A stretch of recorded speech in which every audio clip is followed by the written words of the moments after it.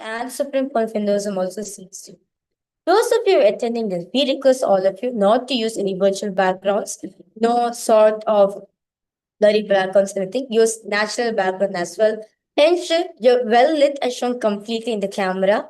And all the parliamentarians of Kailasa, all the Rajya Sabha members, all the Chit Sabha members, we request you to please log in, rename yourself as per name and convention based on each parliament you're representing from. So Rajya Sabha members, your Rajya Sabha of which zone and all the Chit Sabha members to be aligned to the Chit Sabha naming convention. And also, no form of photography, videography, or audiography is also allowed. And also, no form of AI transcript also allowed during the darshan and satsang of the Supreme Court of Hinduism. In fact, all of this has been provided for all of you directly in the official handles of Kailasa. Let's now get ready to prepare ourselves with a head thick and spine straight line to receive the grace, darshan, satsang of the Supreme Pontiff. Sit straight, close your eyes. Inhale and exhale as slowly as possible and as deeply as possible.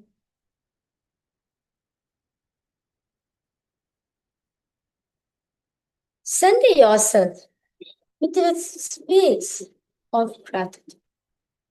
At this moment, any thoughts arises, just do not give any meaning to it. Just observe. Do not create a thought. Do not sustain a thought. Do not destroy a thought. Do not indulge yourself into the thoughts. And do not give meaning to it. Just witness it from a third person point of view. Witness all the things. Observe whatever is happening in you at this point.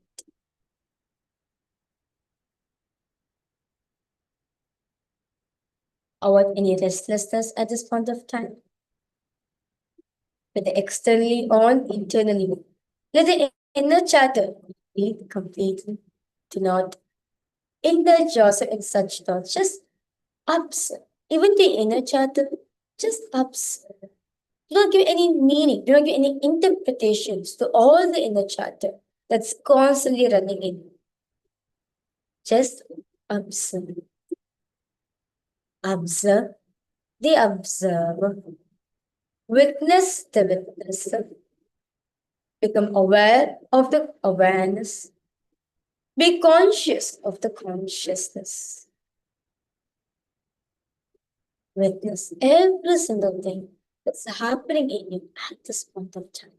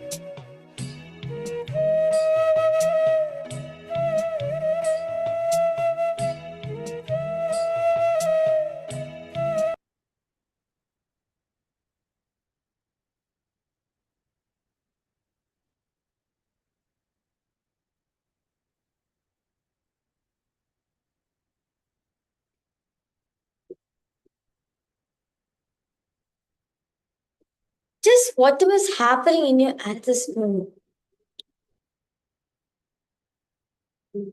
Observe.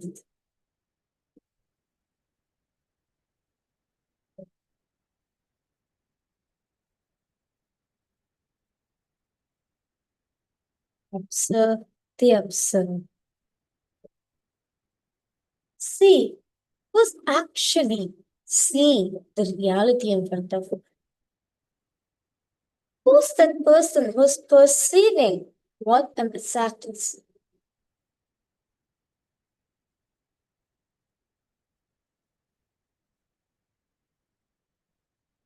Observe that. Who's that? Who's that one person, who's giving the confirmation? Yes, I'm seeing this. Who's the seer that is seeing through your eyes? Who's that listener who's listening through your ears? That's giving you a confirmation. Yes, I am listening. Who's that person who's talking? Who's that person who's talking? Who's that person who's talking? Who's that person who's talking? Who's that person who's talking? Talking.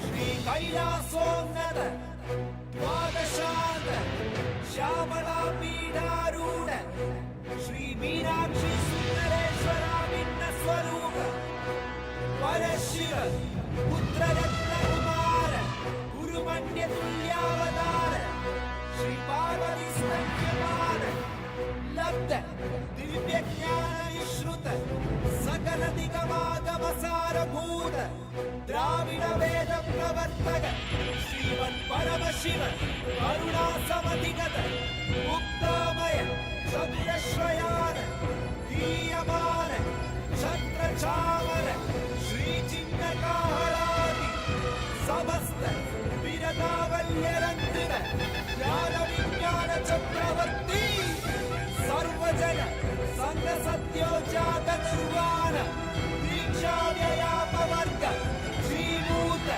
परमतकल भेद केशरी शैव सिद्धांत स्थापनाचार्य श्री राजाधिराज पांड्य महाराज गुरु श्रवण शाक्यादि महातकार निर्वाण ज्ञानवानु वीक्षणानर्हार्ह वचोच्चेदन पूर्वक ऋषभध्वजस्थापक शैव समय कर्तृ सर्वज्ञ पीठारूढ़ श्री जगद्गुरु श्री ज्ञान संबंध देशिक स्वामी वागीश सुंदर माणिक्य वाचक स्वामिना अवतार भूत श्री ज्ञान संबंध स्वामी पुनरुद्धृत श्यामला पीठ महासंस्थान ज्ञान साम्राज्य शासक सर्वज्ञ पीठारूढ़ तृणवत्युत्तर वशतथम गुरु महासन्निधान महानिर्वाणि पीठस्य अष्टोत्तर सहस्र श्री महामंडलेश्वर अटल पीठस्य अष्टोत्तर सहस्रतम श्री अटल पीठाधीश्वर श्रीमन् परमहंस परिव्राजकाचार्य वन्द्य सच्चिदानंद प्रणव स्वरूप श्रोत्रिय ब्रह्मनिष्ठ नित्योत्सव नित्य मंगल नित्य कल्याण नित्य रचित नित्यानंद पीठ महासंस्थान महासिंहासन पीठ कर्तृ जगद्गुरु भगवान श्री श्री परमहंस नित्यानंद श्री ज्ञान संबंध देशिक परमाचार्य स्वामी परात् परात् परात्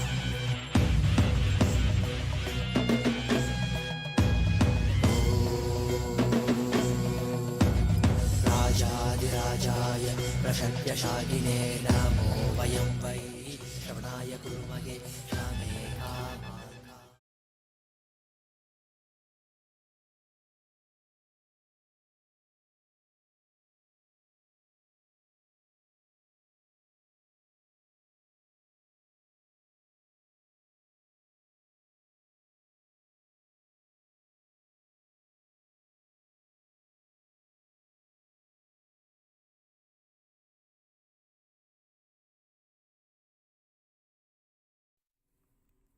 Nithyanandam.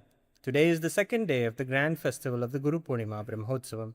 This festival revives our cosmic roots through the sacred Guru Parampara, inviting us to actively awaken our inner spiritual, conscious sovereignty and become the living embodiment of Kailasa. Before the grand celebrations of Guru Purnima Brahmotsavam begin, the guardian deities of the temple are traditionally worshipped.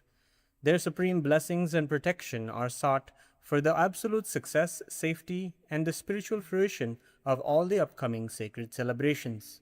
Today, the entire pantheon of guardian deities of our temple ecosystem are honored and invoked.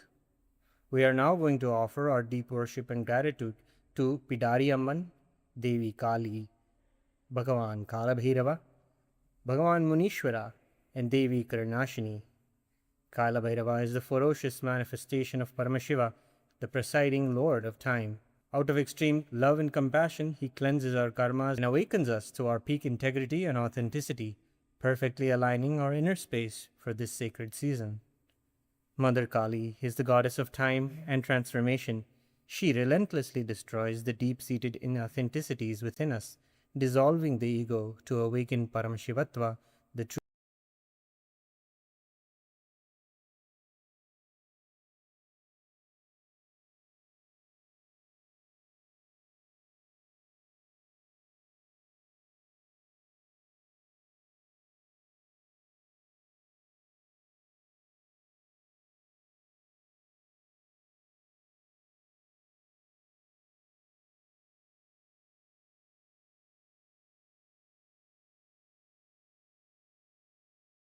manifests it from the very face of Paramashiva, eternally protects his devotees and safeguards the sacred space of the temple, anchoring the spiritual energy of the kshetra. And we offer our puja to Devi Karnashini, the Kula Devata of the Kailasa Paramparagata Surya Vamsha Surangi Samrajyam. We pray to all the guardian deities for the grand, historic success of this festival. Let us now offer our heartfelt gratitude and devotion to Devi Pidari Amman, Devi Kali, Bhagavan Kalabhairava, Bhagavan Munishwara, and Karnashini Devi, and to the Supreme Pontiff of Hinduism, Bhagavan Sri Nithyananda Paramashhivam, and all his deities in Kailasa's temples around the world.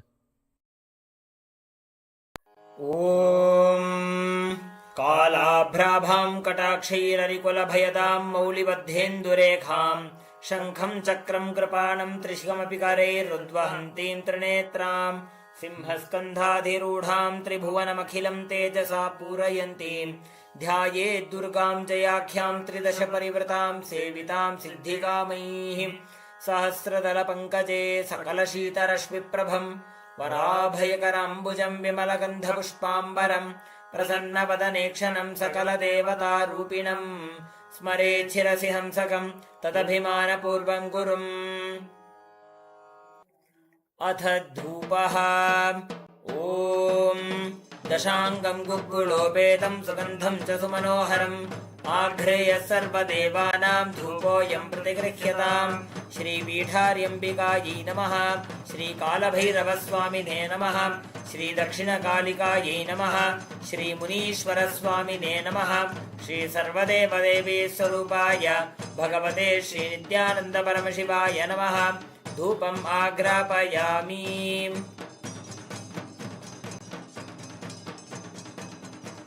अथ दीपः ॐ साज्यं त्रिवर्तिसंयुक्तं वह्निना योजितं मया ग्रहाणमङ्गलं दीपं त्रैलोक्यतिमिरापहं श्रीपीठार्यम्बिकायै नमः श्रीकालभैरवस्वामिने नमः श्रीदक्षिणकालिकायै नमः श्रीमुनीश्वरस्वामिने नमः श्रीसर्वदेवदेवीस्वरूपाय भगवते श्रीनित्यानन्दपरमशिवाय नमः दीपं सन्दर्शयामि अथ नैवेद्यम् ॐ अमृते अमृतोद्भवे अमृतवर्षिणि अमृतं श्रावय श्रावय स्वाहा श्रीपीठार्यम्बिकायै नमः श्रीकालभैरवस्वामिने नमः श्रीदक्षिणकालिकायै नमः श्रीमुनीश्वरस्वामिने नमः श्री सर्वदेवदेवी स्वरूपाय भगवते श्री नित्यानंद परमशिवाय नमः। नैवेद्यं निवेदयामि, नैवेद्यानन्तरमाचमनीयं समर्पयामि।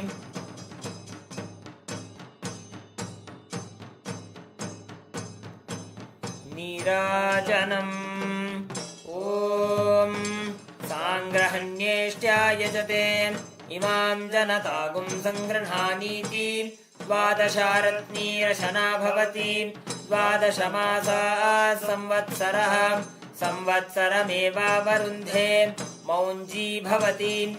ऊर्ग्वै मुञ्जाः ऊर्जमेवावरुन्धे, चित्रा नक्षत्रं भवति। चित्रं वा एतत् कर्म कर्पूरगौरं करुणावतारं संसारसारं भुजगेन्द्रहारं सदा वसन्तं हृदयारविन्दे भवं भवानी सहितं नमामि। भवं भवानी सहितं नमामि। भवं भवानी सहितं नमामि। श्री पीठार्यम्बिकायै नमः। श्री कालभैरवस्वामिने नमः। श्री दक्षिणकालिकायै नमः। श्री मुनीश्वरस्वामिने नमः। श्री सर्वदेवदेवी स्वरूपाय भगवते श्री नित्यानंद परमशिवाय नमः। कर्पूरनीराजनं सन्दर्शयामि, रक्षां धारयामि। शोणाद्रीशावताराय ज्योतिस्तंभस्वरूपिणे श्रीकैलासप्रधानाय नित्यानन्दाय मङ्गलम्। तत्त्वज्ञानप्रदाताय नित्यानन्देश्वररूपिणे श्रीकैलासप्रधानाय नित्यानन्दाय मङ्गलम्। मूलप्रकृतिरूपाय परमशिवशक्तिस्वरूपिणे श्रीकैलासप्रधानाय नित्यानन्दाय मङ्गलम्। दण्डत्रिशूलहस्ताय कालकालस्वरूपिणे श्रीकैलासप्रधानाय नित्यानन्दाय मङ्गलम्। आदिपूज्याय देवाय सकृत्पूर्णत्वरूपिणे श्रीकैलासप्रधानाय नित्यानन्दाय मङ्गलम्। सर्वाभयविनाशकाय शत्रुसंहाररूपिणे श्रीकैलासप्रधानाय नित्यानन्दाय मङ्गलम्। योगपट्टाभिषिक्ताय राजसन्न्यासधारिणे श्रीकैलासप्रधानाय नित्यानन्दाय मङ्गलम्। सार्वभौमैकपत्याय राजराजार्चिताय च श्रीकैलासप्रधानाय नित्यानन्दाय मङ्गलम्। मङ्गलं कल्पवृक्षाय मङ्गलं ज्ञानदायिने परमशिवाय श्रीनित्यानन्देश्वराय मङ्गलम्। मङ्गलं श्रीविद्याम्बायै मङ्गलं कामदायिन्यै सर्वमङ्गलदात्री नित्यानन्देश्वर्यै मङ्गलम्।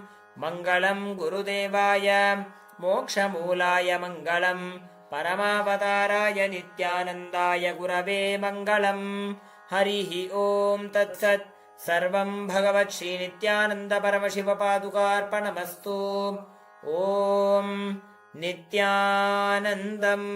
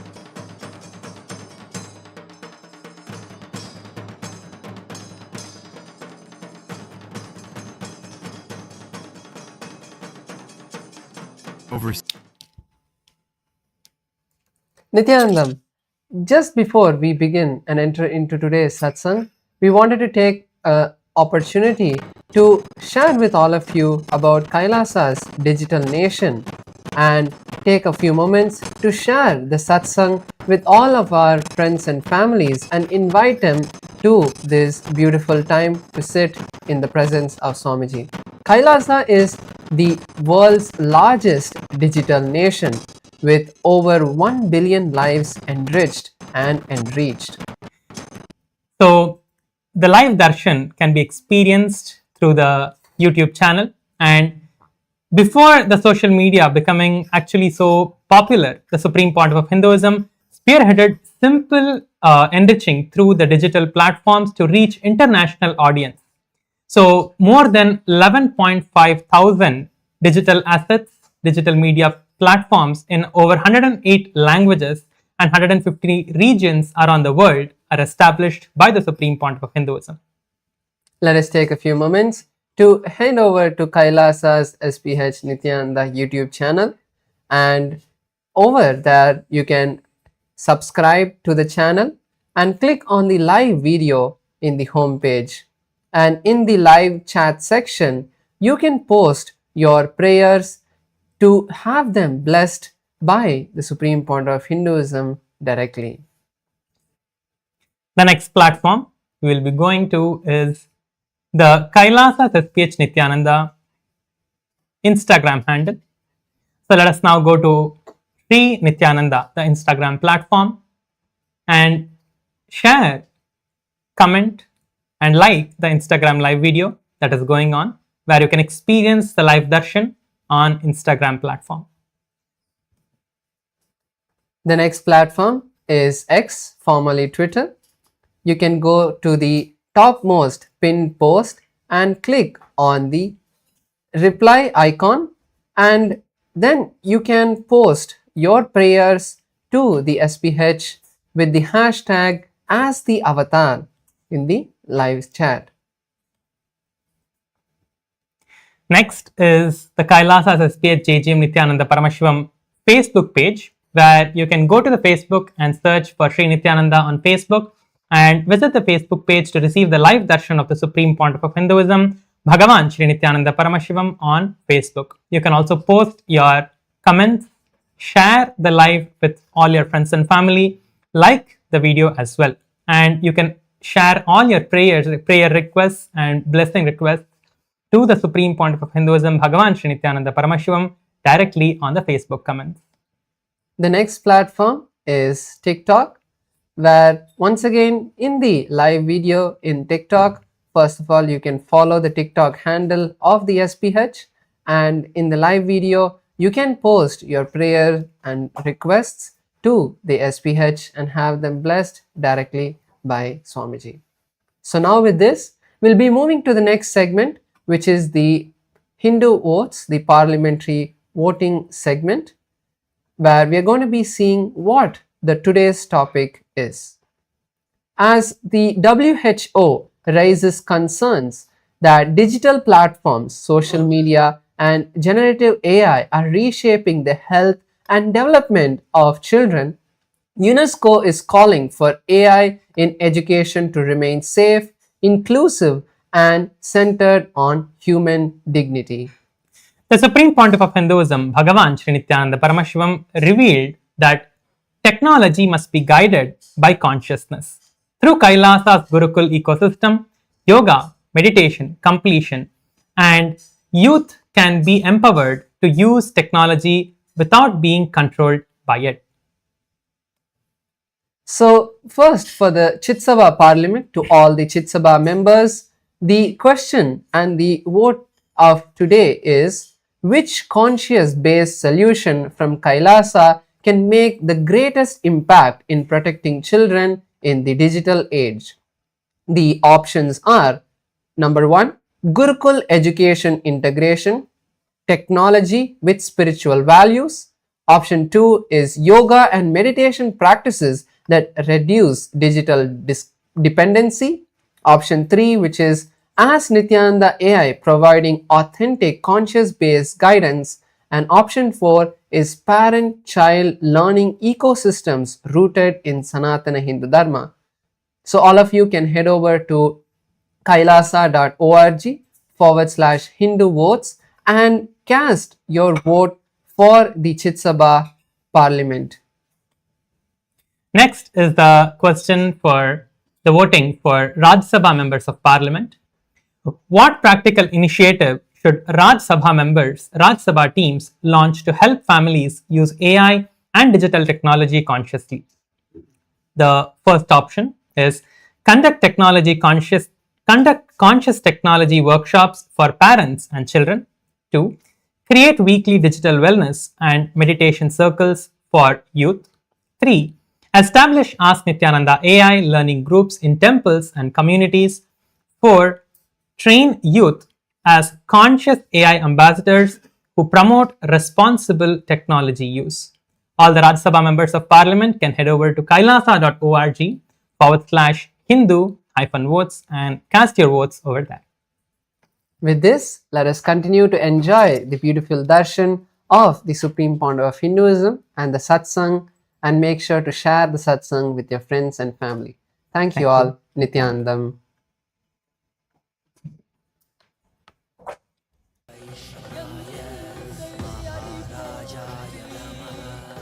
தேசனடி போற்றி சிவன் சேவடி போற்றி நேயத்தே நின்றடி மலனடி போற்றி மாயப்பிறப்பருக்கும் மன்னனடி போற்றி சீரார் பெரும் துறை நம் தேவனடி போற்றி ஆராத இன்பம் அருளும் மலை போற்றி ஈசனே சிந்தை கவல வந்த நேசனே நீ வருவாய் பூவோடு கனிகளை கொண்டு உன்னை பூஜித்தோ அருள் தருவாய் கலி என்னும் கடலினில் மூழ்கிட்டேயும் இனி கரம் தந்து காத்திட்டு கருணை பொய்கையில் அலர்ந்திட்ட அளவற்றம் போல உன் திருவடியில் வாழ்ந்திட நிற்கிறேன் பாராய் அருணாச்சலனே நீ அகண்ட ஜோதியனே வாராய் அல்லல் நீக்கிடவே வாராய் அகிலம் போற்றுகின்ற ஈசனே சிந்தை கவல வந்த நேசனே நீ வருவாய் பூவோடு கனிகளை கொண்டு பூஜித்தோ அருள் தருவாய்.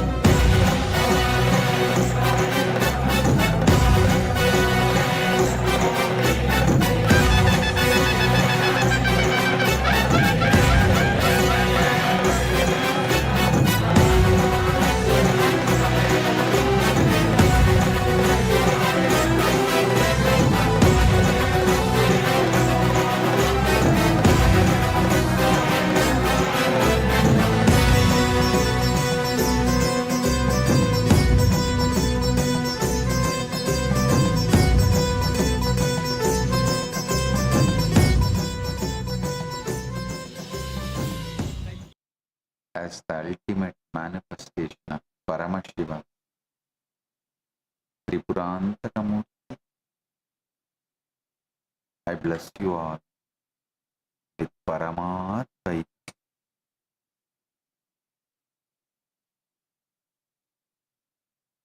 All the Paramashiva Sena program participants from Tiruvannamalai and Guinea-Bissau, Chitsabha members, Rajya Sabha members, Kailasa Vasi, and all the e-citizens, viewers, visitors who are joining with us through the internet and internet. I welcome each and every one of you with my love and blessing. Volunteers in Guinea-Bissau, Ma Vani Goyal and Ma Chin Hao. Volunteers in Tiruvannamalai, Pratap, Vignesh, Shivarudra Bhairava. Blessings for everyone. Today, I initiate all the PSS participants into Paramadvaita Diksha, manifesting all the Ananta Kalyana Gunas of Paramashiva, manifesting as Nityananda Paramashivam,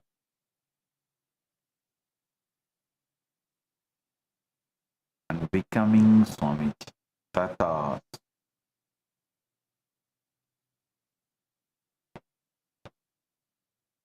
Paramashiva's direct message from Kailasa: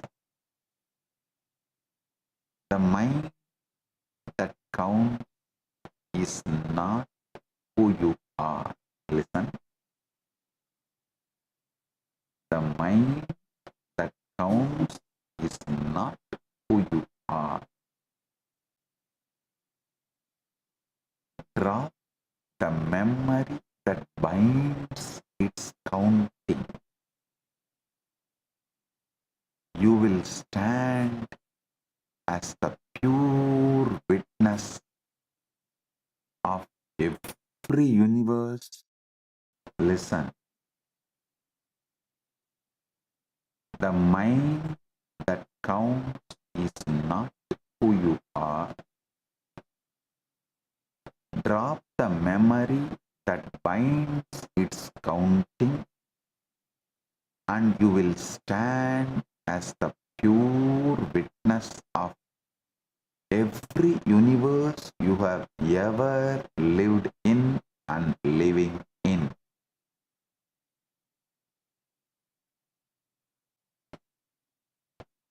Your mind is nothing but a counting mechanism operating in length, breadth, and depth,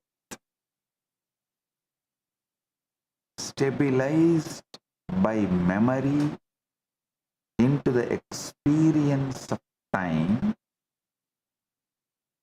and the instant you step out of that memory stabilizer,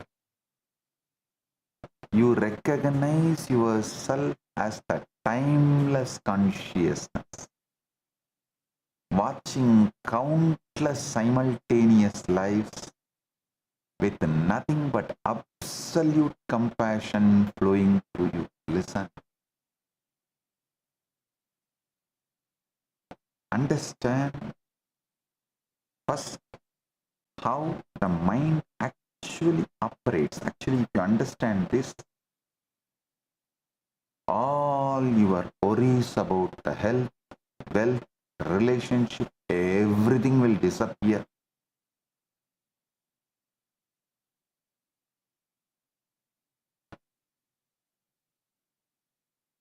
Real achievement is being pure consciousness, and from that ultimate real achievement, you start dreaming the way you want as the Leela. Like how Paramashiva manifests Kailasa and enjoys, how Parandama manifests Vaikuntha and enjoys, how Krishna manifests Goloka and enjoys. You will manifest your life and enjoy. Listen. Understand first how the mind actually operates. When the mind counts purely in length, one thing after another, one number after another, that counting is what we call mathematics. It's a mind moving in single straight line. When the mind begins counting with both length and breadth together, where outside you, time is the shape your own mind makes when it counts in 3 dimensions at once, all possible future you can have has already happened. All the past you already had is going to come as your future.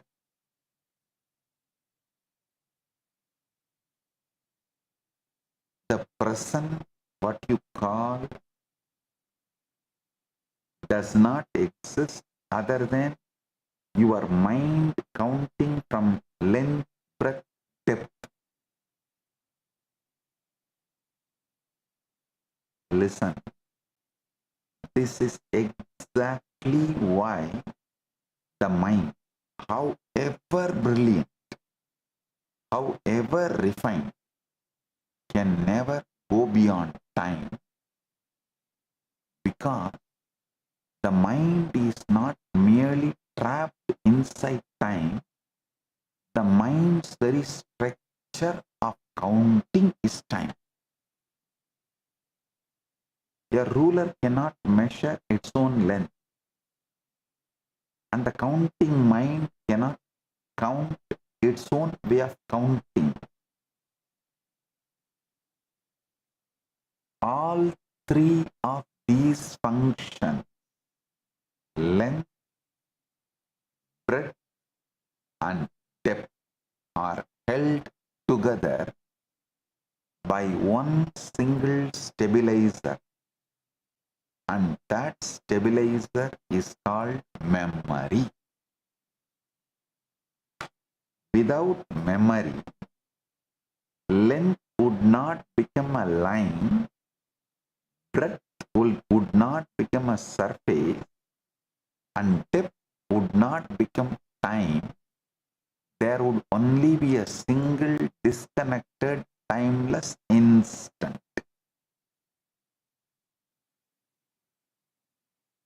Without memory, the mind's creation would collapse and you would be free. Without memory, the mind's creations would collapse and you would be free. Memory creates the illusion of condition. You remember you are the same person who woke up this morning, so you believe in a continuous self. Memory makes you believe you have a name, a history, a reputation, a fixed identity. But the self is not solid. The self is just memory. The self you are experiencing is not solid. The self you are experiencing is a memory. Memory is not reality. Memory is the mind's way of recycling the past and calling it the present. Here is the precise mechanism of manifestation. Listen. When you consciously hold a memory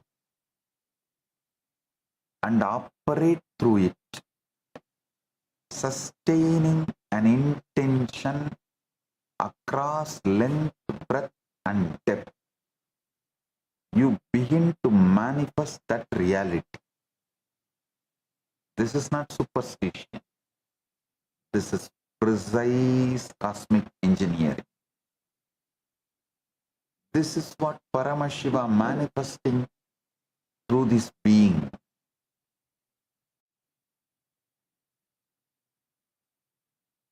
This is what Paramashiva manifesting through this being uses consciously. This is what I do conscious.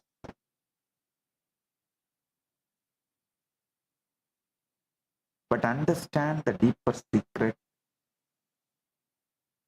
I do not carry the cluster of memories, the clustered accumulation of memory.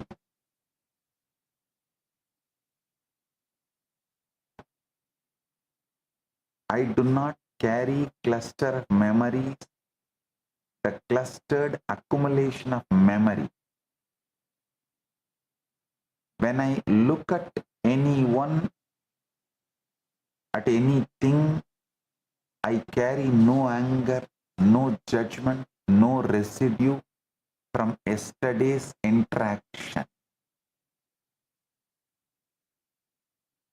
I carry only absolute unbroken compassion. I should say I carry only absolute unbroken consciousness. Somebody who gets trained by me feels it is ferocious. Somebody who gets blessed by me feels it is love. Somebody who gets my sympathy feels it is compassion. You give it different names. I carry the pure super consciousness. Absolute pure super consciousness. Because I do not carry this memory cluster, I look at everyone and everything completely fresh, exactly as it is in this very moment, not filtered through the sediment of the past. This is what allows me to operate as a pure channel for supreme, ultimate Paramashiva. I do not carry the memory of this world, yet whatever is precisely needed for this world right now manifests spontaneously through me. This is extreme conscious compassion, not compassion as an emotion or a decision, but compassion as the very nature of consciousness when nothing blocks it. This precise, sharp, cosmic operating procedure, functioning without personal memory, but with total access to everything the universe needs, is called Kala. This is why I am able to act with total consistency, moment after moment, without the fatigue of carrying yesterday's baggage. Listen.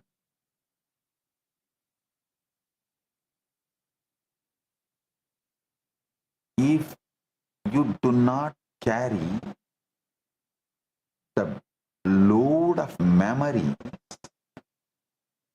you will not be afraid of getting bored. What is getting bored? It's nothing but you don't have anything to do, so your mind shifts to the default mode where the internal memories rise and fall as they want, because you cannot handle the default mode and the memories triggered in your default mode. You are afraid of getting bored. You are always engaging yourself with something, especially this device addiction, screen time. device addiction, doom scrolling. Oh God. Blessed are those who don't do anything, sit in their default mode and don't get bored. Patanjali says, Anubhuda Vishaya Sampramoksha Smritihi. Memory is the non-loss, the non-departure of an object that has already been experienced.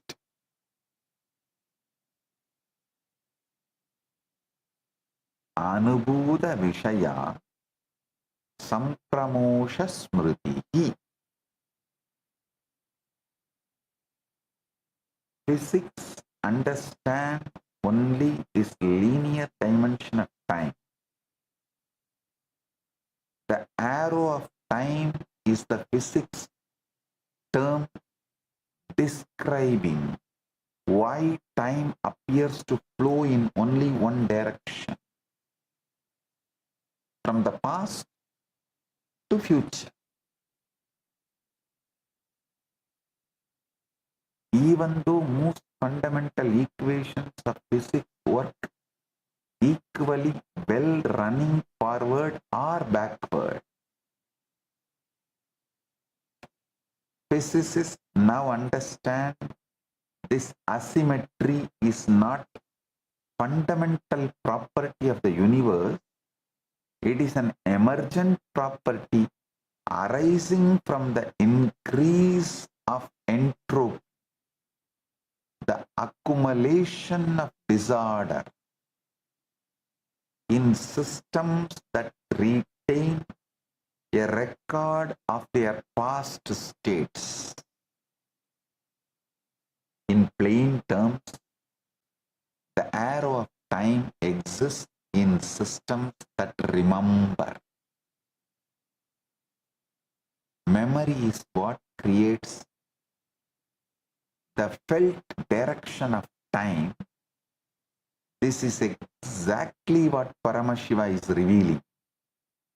Time, as you experience it, is the mind's three-dimensional counting sustained entirely by memory. I'll tell you one more secret. If you try to be in Paramashiva state forever, you will never. Because you will just have one thought and then your mind will say, oh, already I slipped. So even when you decide, I will be in Paramashiva state forever, your mind will say, no, no, you tried many times and you failed. That memory is enough to just collapse your confidence and eat you with the self-doubt. Listen, how many of you understand?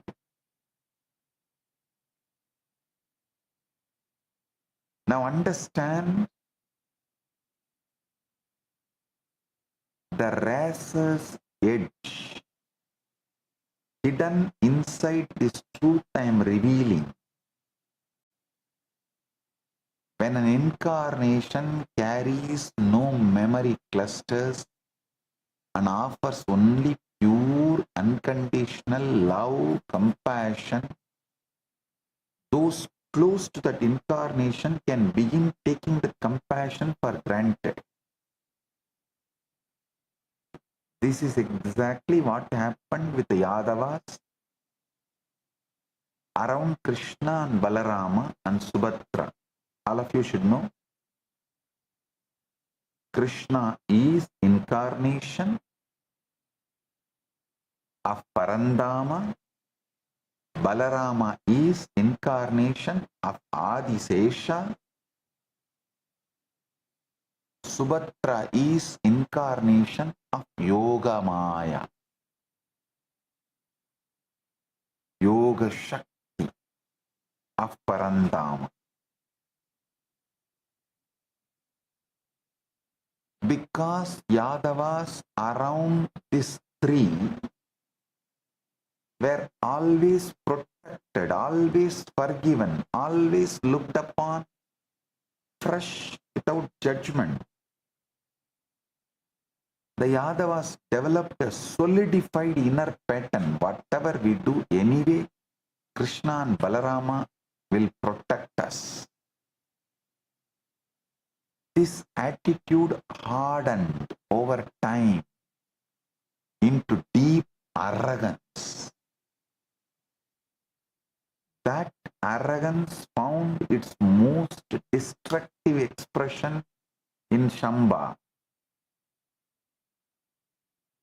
The Shamba, the Krishna's own son, who dared to play mocking games directly with Durvasa, Rishi Durvasa himself. Understand who Durvasa is? He is the direct manifestation of Rudra Amsha Paramashiva. Ordinary beings would flee at the mere sight of him, or even hearing his name that he is coming to certain area. They will run away, knowing the intensity of his tapas and ferociousness. But Shamba, intoxicated by the arrogance and taking divine compassion for granted, mocked Durvasa directly. Maharishi Durvasa directly, and invited the catastrophic consequences upon the entire Yadava clan. A parallel pattern unfolded with Daksha. He received a boon of perpetual protection from Mahavishnu, and from that single assurance, arrogance-based decision-making became a deep solidified groove in his brain. The pattern grew so strong, so crystallized, that eventually drove him to abuse Paramashiva himself directly. His very mind had become nothing but arrogance. The pattern had become the person.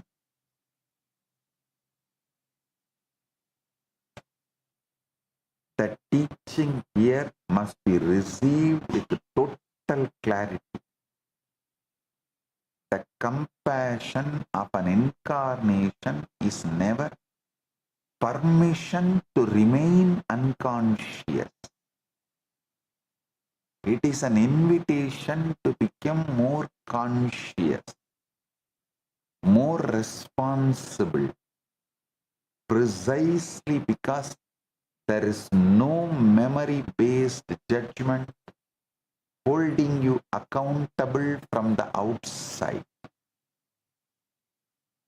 The accountability has to come from within you. When compassion is exploited rather than received with gratitude, it does not harm the one giving compassion. It only deepens the very arrogance pattern that will eventually destroy the one exploiting it. Listen, you should understand why I am ferocious sometimes. Because I do not want you guys to become like Yadava clan or Daksha.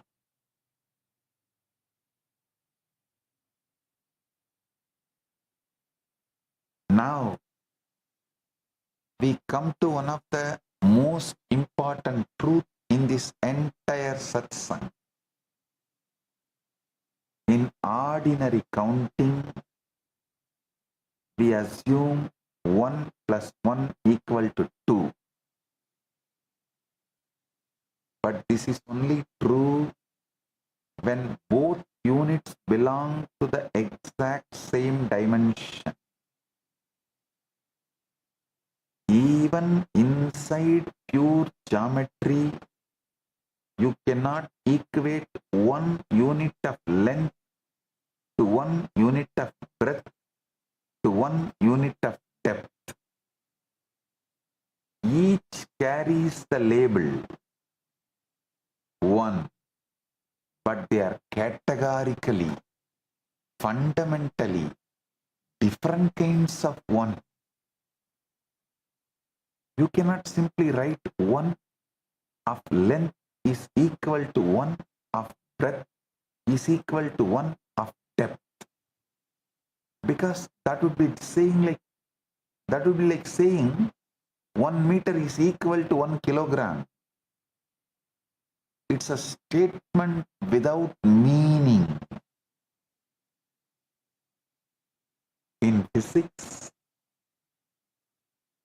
this principle is formalized as dimensional analysis. The rule that quantities can only be meaningfully added, subtracted, or equated when they share the same dimension. You cannot add length to weight without first converting them through some deeper relationship. And even then, when they remain fundamentally different kinds of quantity,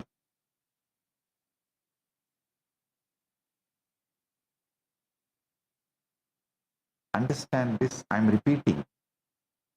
You cannot add length to weight without first converting them through some deeper relationship.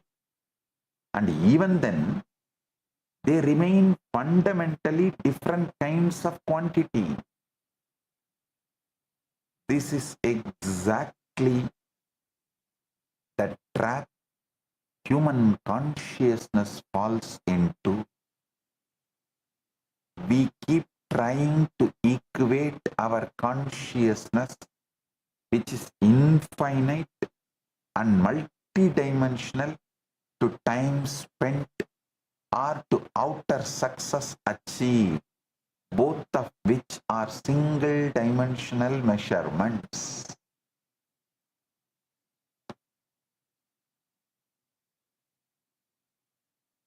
We say, I lived 100 years, therefore I must be wise. Or I achieved this much, therefore I must be fulfilled. But consciousness and time are not in the same dimension. They cannot be equated any more than length can be equated to breadth. Consider this. How can 100 years of consistent, vivid dream be equated to 100 years of waking life? Even within your own experience, dream time and waking time do not share the same rate, the same texture, the same reality. Understand, these are not merely multiple births happening one after another in sequence. They are multiple universes in which your multiple births are happening simultaneously and spontaneously right now in this very instant.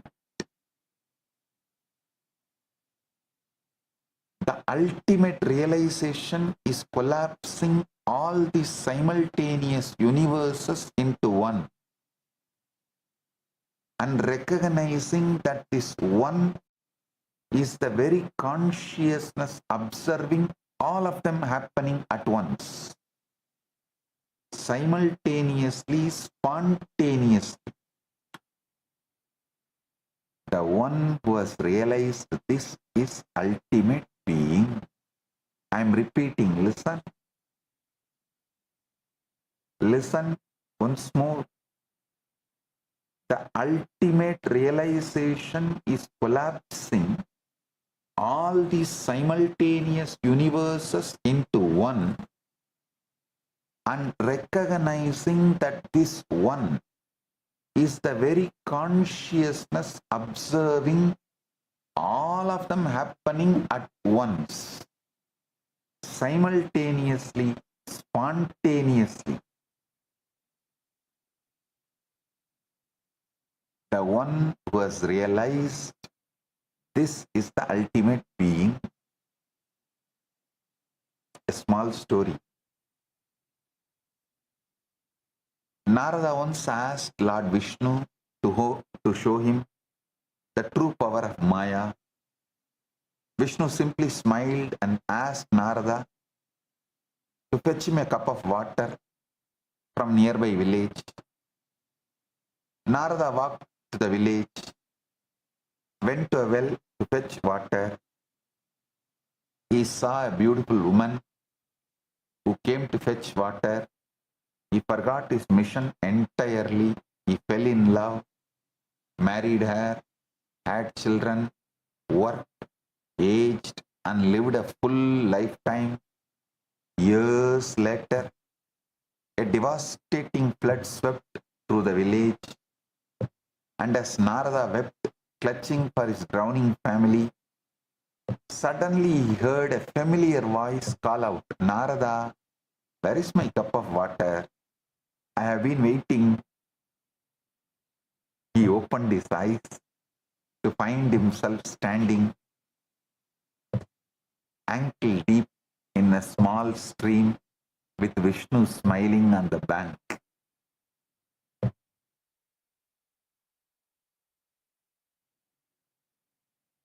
Now, between the Narada, who is eternal cosmic Rishi, chanting Narayana, Narayana, and the Narada who lived and wept entire lifetime in that village, which Narada is real? Is Narada who chants Narayana, Narayana all the time, met the Parandama and who Parandama asked to get water, or the Narada who lived a full time in the village with wife and kids? Which Narada is real? The answer is neither. Neither. Listen. Beyond both of these roles, the one who is observing both births and both deaths, both entire lifetimes happening simultaneously, that witnessing consciousness alone is the real Narada. And that same witness is what you are right now. Beneath every role you think you are playing, as Krishna declares in Bhagavad Gita, 2nd verse 20, Krishna declares in Bhagavad Gita, Najayate mriyate va kadachinnayam bhutva bhavita va na bhuyaha ajo nityaha shasvadoyam purano na hanyate hanyamane sarire.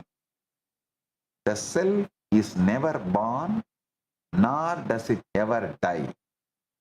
Having once existed, it never ceases to be.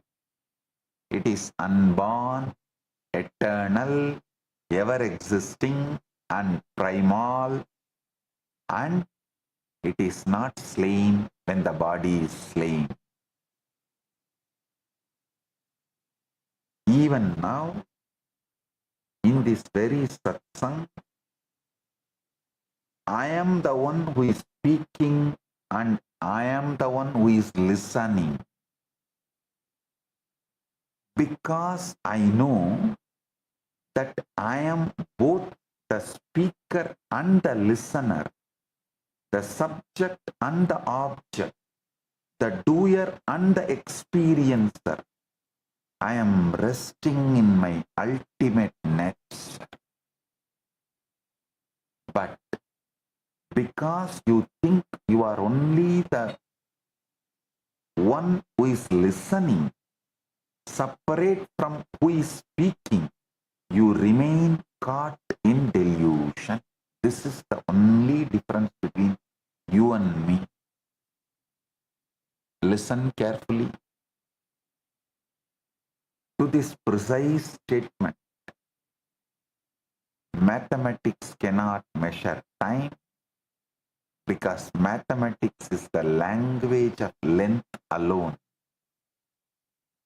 Whole time carries, while time carries the felt quality of breath,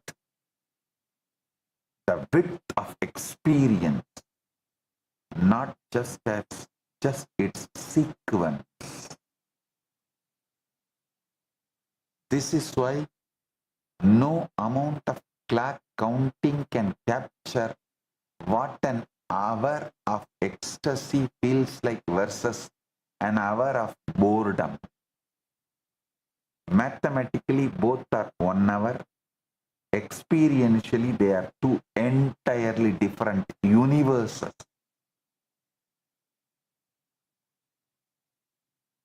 Of felt time. The recognition that dissolves this delusion is simple to state and profound to live.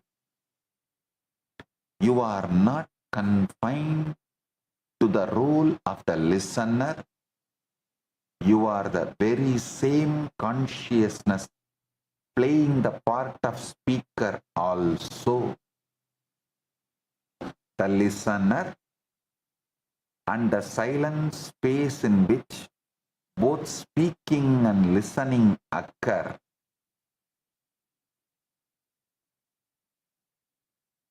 You are the very same consciousness playing the part of the speaker, the listener, and the silent space in which both speaking and listening occur.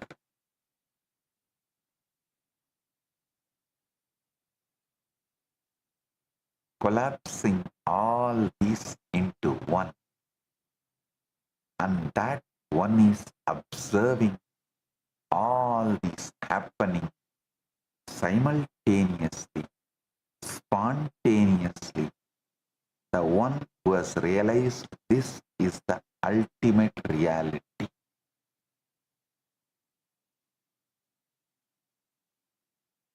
Again, Bhagavad Gita declares, Idam sariram kaunteya kshetram ityavidiyate edatyo vedditam prahu kshetranya iti tatvidaha.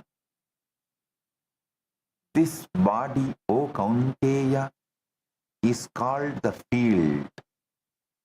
The one who knows it is called the knower of the field by those who know.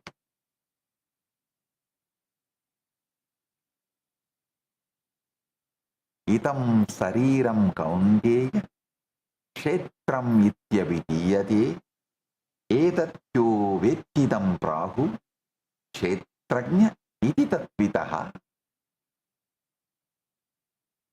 This body, O Kaunteya, is called the field.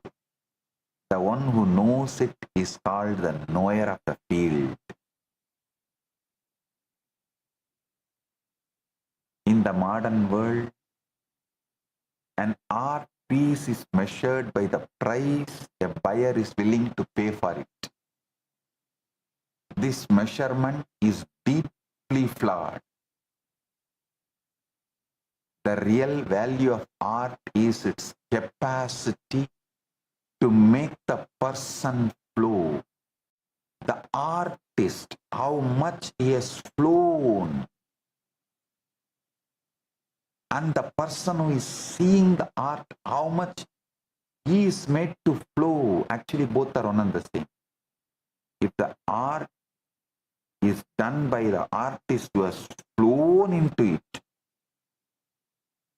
it is alive with that frequency and makes anyone flow into that who sees it, who observes it, who enjoys it, who connects with it. Flow means the mind stops, it's dry. Linear counting, mathematics.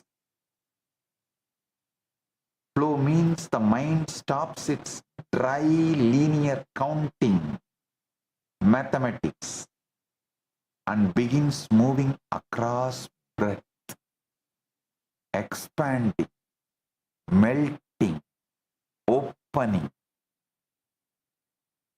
Only when consciousness is flowing in breath is something truly art, regardless of what it's sold for.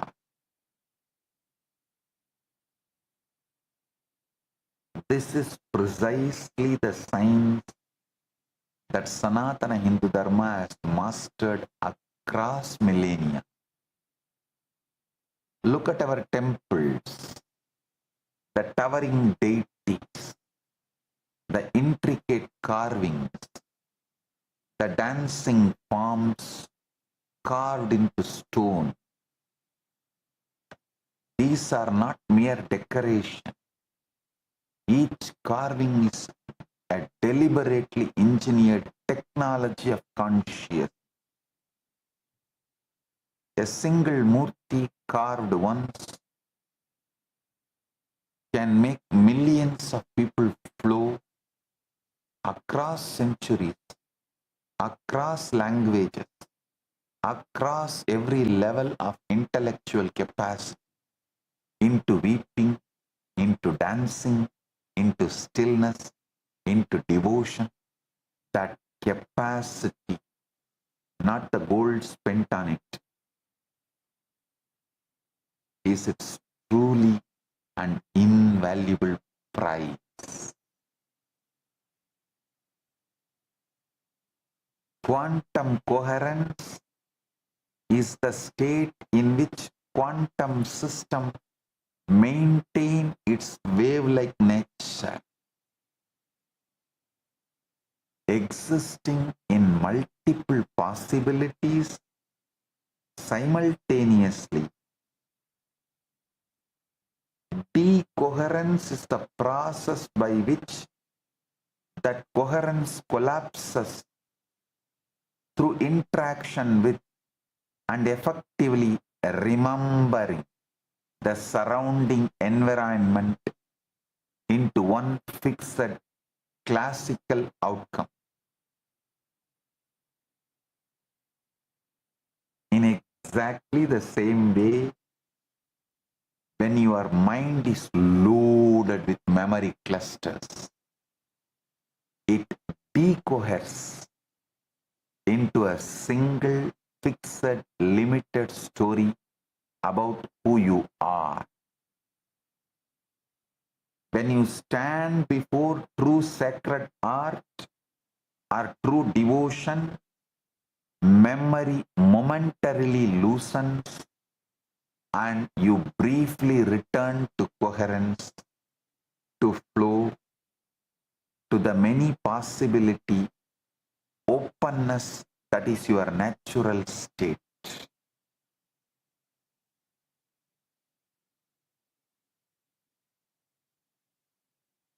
Listen. Your mind counting is mathematics. Your mind flowing is art. Your mind stabilized without memory is consciousness beyond time. This is Kala, the precise conscious operating procedure of the supreme functioning true form.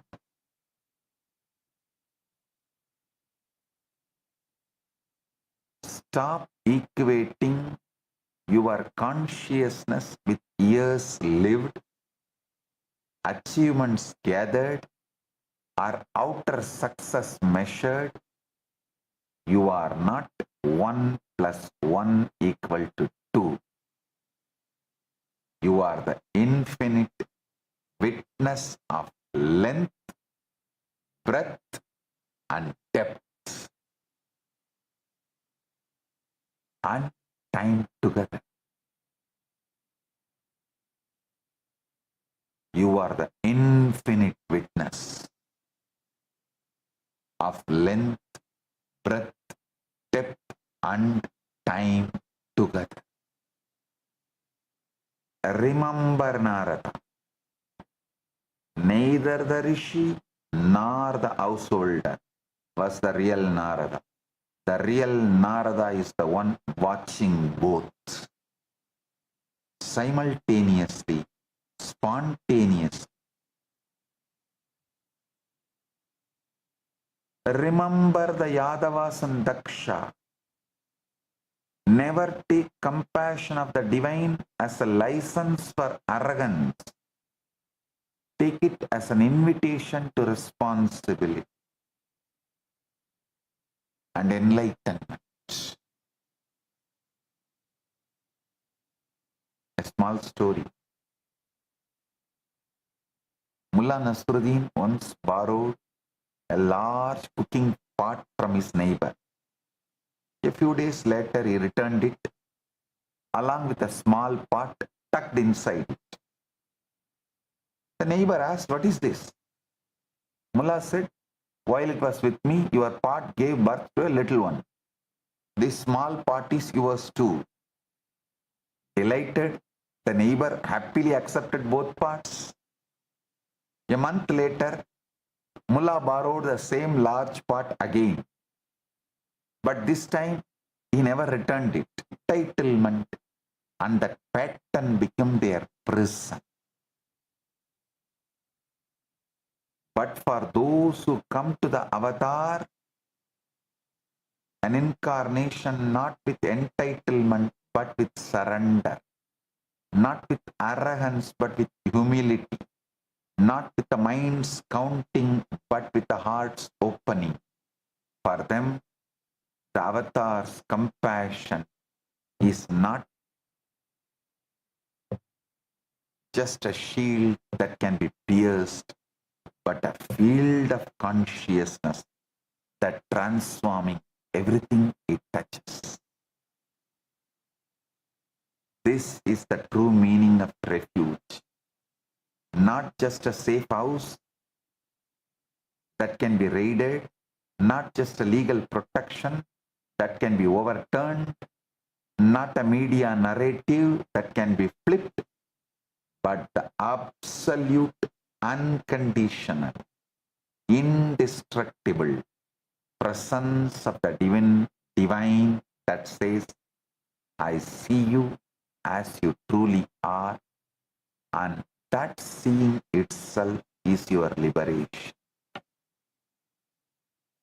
See, because I am established in this infinite consciousness only, all these anti-Hindu terrorists and Dravish gangs attack. All these anti-Hindu terrorists and Dravish gangs attacks cannot shake me, cannot even touch me. Show me a single case where a man is arrested for a rape, held for 50 days, more than 50 days, and then the same authorities, the police, quietly admit in the court, no act, no evidence, no victim is found against the person who is arrested, and call it justice, sir? Show me a single case where the victim cannot be named, cannot be produced, and cannot be verified, yet the accused is still denied bail on the strength of a story with no storyteller. with no real character in that story. Show me a single case where the complainant vanishes from the narrative entirely, but the accusation somehow survives them. Show me a single case where the state admits in writing in the court that no crime scene exists and still asks the accused to prove a negative. Still asks the accused to prove negative. Show me a single case where innocent until proven guilty quietly becomes guilty until proven the innocence. Actually, I should say the other way. Show me a single case where innocent until proven guilty quietly becomes guilty until the news cycle moves on.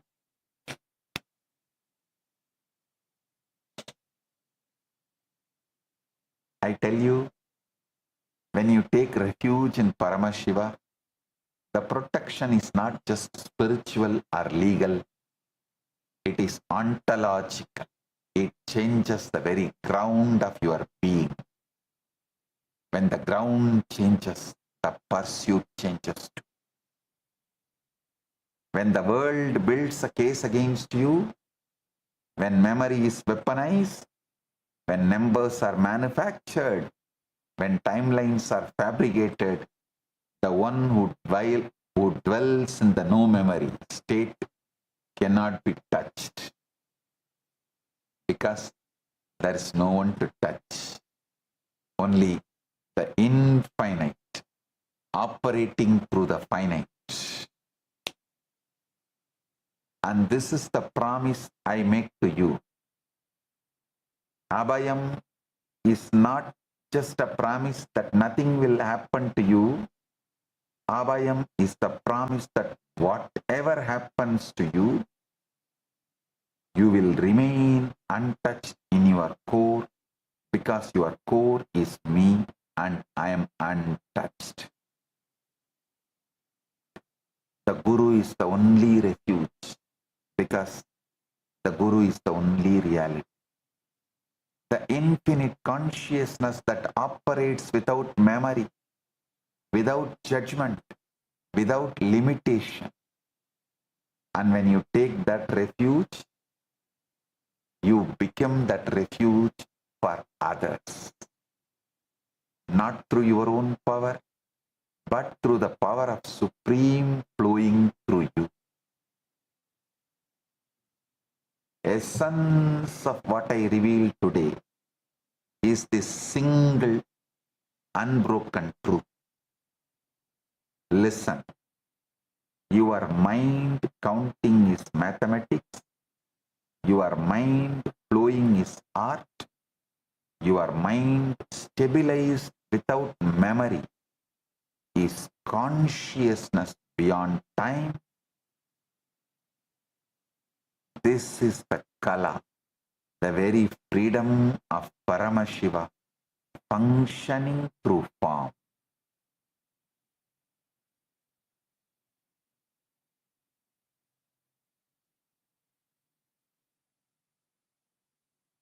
Collapsing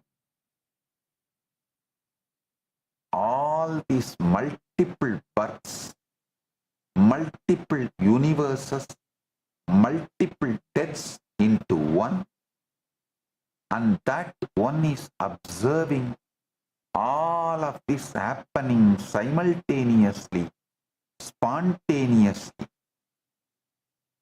The one who has realized this is ultimate.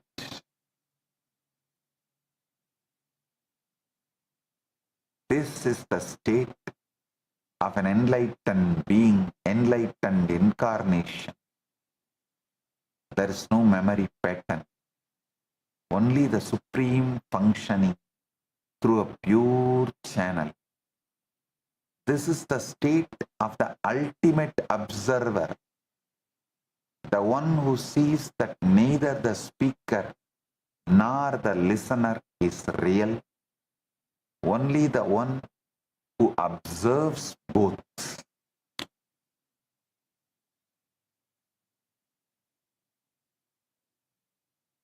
This is the state of true art.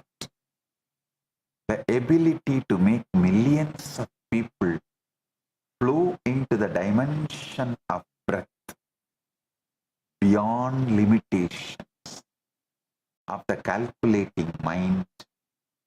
This is the state of the temple where a single piece of carving on stone can transport countless souls into the experience of the divine. Let this truth stop being a concept you understood and become the very way you breathe, you breathe, relate, and exist, so that every moment becomes Shaktini Pada and Shakti Pada, oneness, and every breath becomes an initiation into moksha, oneness, enlightenment, here and now.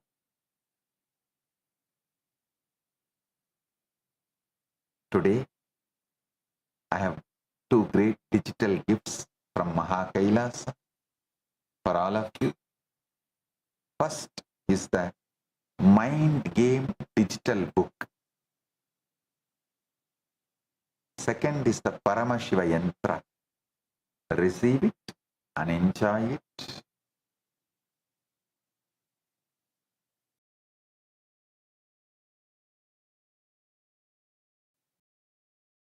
Be the ultimate being who witnesses, sees all the multiple births, deaths, universes happening inside you.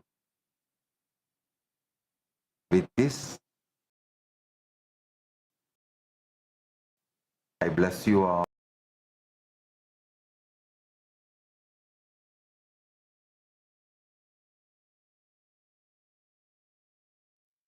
Volunteers in Guinea-Bissau,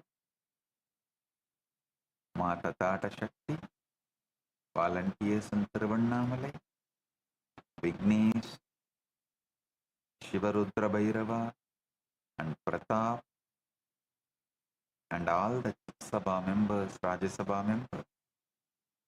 I bless each and every one of you.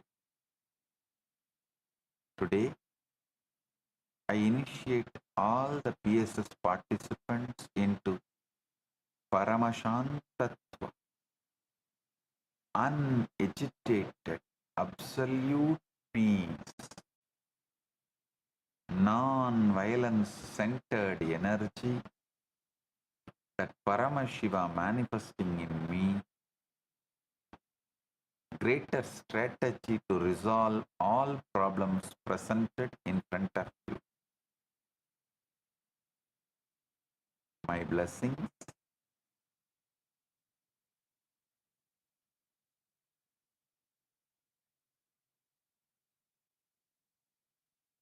Paramashiva's direct message from Kailasa. Listen. 1 plus 1 is not 2. 1 plus 1 equal to 2 is the lie your mind tells, so that it can forget the infinite. In consciousness, 1 plus 1 is equal to 1 plus 1. That's all. No 2.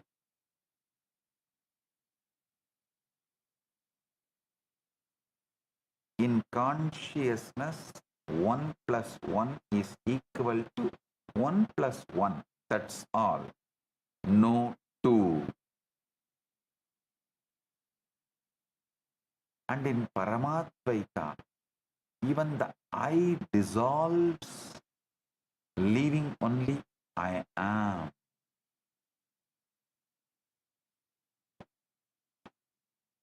You see, 1 plus 1 equal to 2 is not a truth of consciousness. It's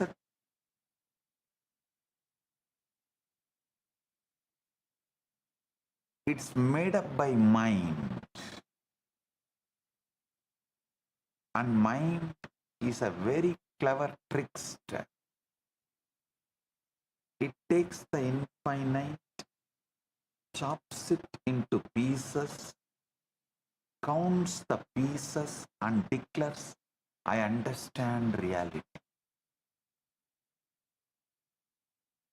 Let me give you a simple analogy. You have one rose. You bring another rose.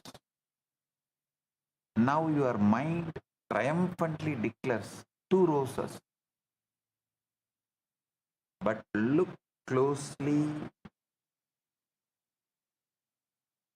Is there really a 2? Where is this 2? Where is this 2? Can you touch it? Can you smell it? Can you put it in a vase? No. What you have is 1 rose and 1 rose. 2 distinct entities that refuse to merge into something made up by your mind as 2ness. Listen. Just if you understand this one truth, you will get the prasada of this whole Guru Purnima. This Guru Purnima, I am focusing on quantum enlightenment, making you understand simultaneously, spontaneously, synergetically, Paramashiva is in Kailasa and manifesting as this being and manifesting as you.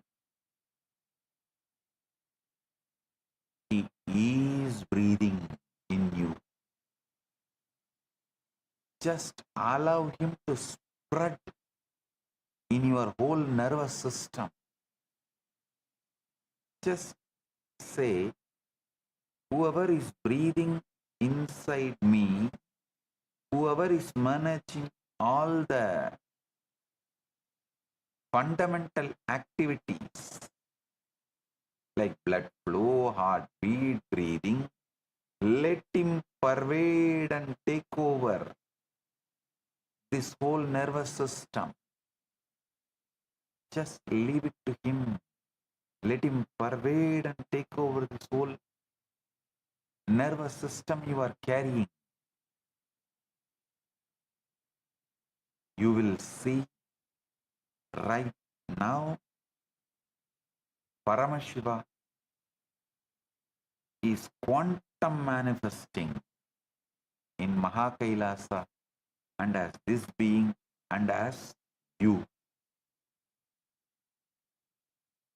This Guru Purnima Prasada, this experience is this Guru Purnima Prasada you can receive right now if you understand that 2 exists only in your mind. It's a ghost, a phantom, a convenient fiction that your mind created because it cannot handle the terror of the infinite.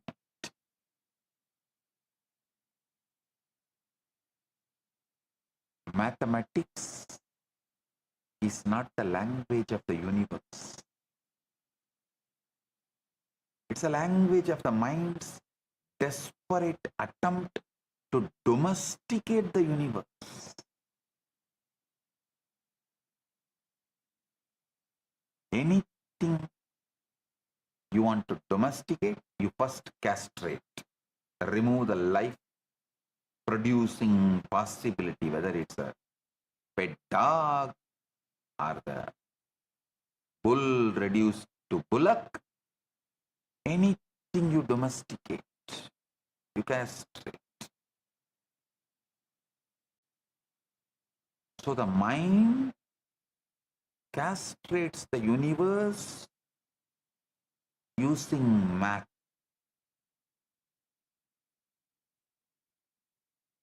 Using mathematics.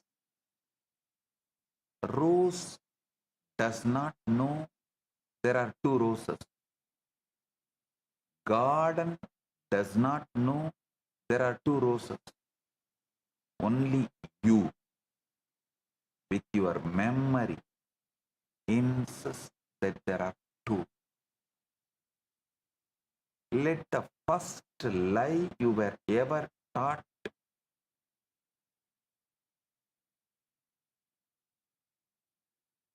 was by the school teacher with a piece of chalk who taught you 1 plus 1 equal to 2 should disappear. Let the first lie you were ever taught 1 plus 1 equal to 2 by the school teacher disappear. It should disappear. No. 1 and 1 do not make 2 in reality. In reality, they remain 1 and 1. 2 simultaneous instances of the same infinite expressing. The mind says 2 because it cannot hold infinity without passing a number label on it. If mind can see 1 rose and 1 rose and 1 rose, all quantum manifestation.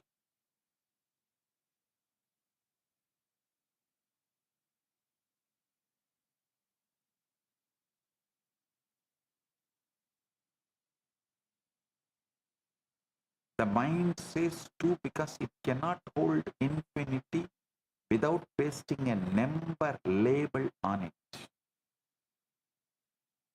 This very lie,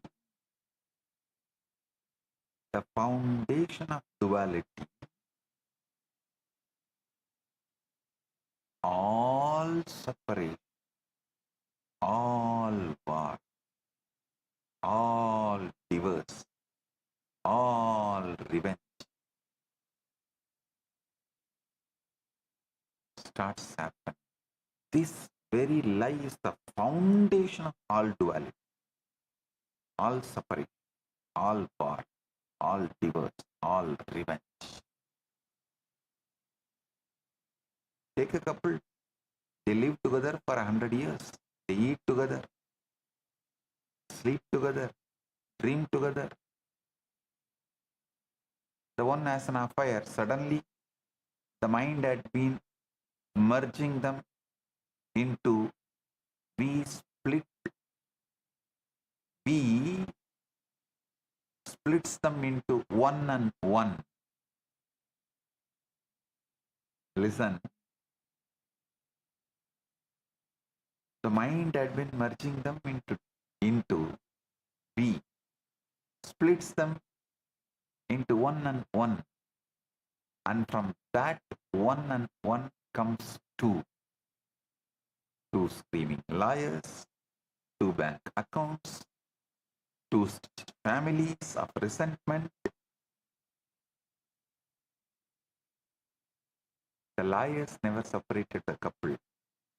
The first lie of mathematics did. I am going to take apart this lie not with a calculator, but with a chisel of consciousness.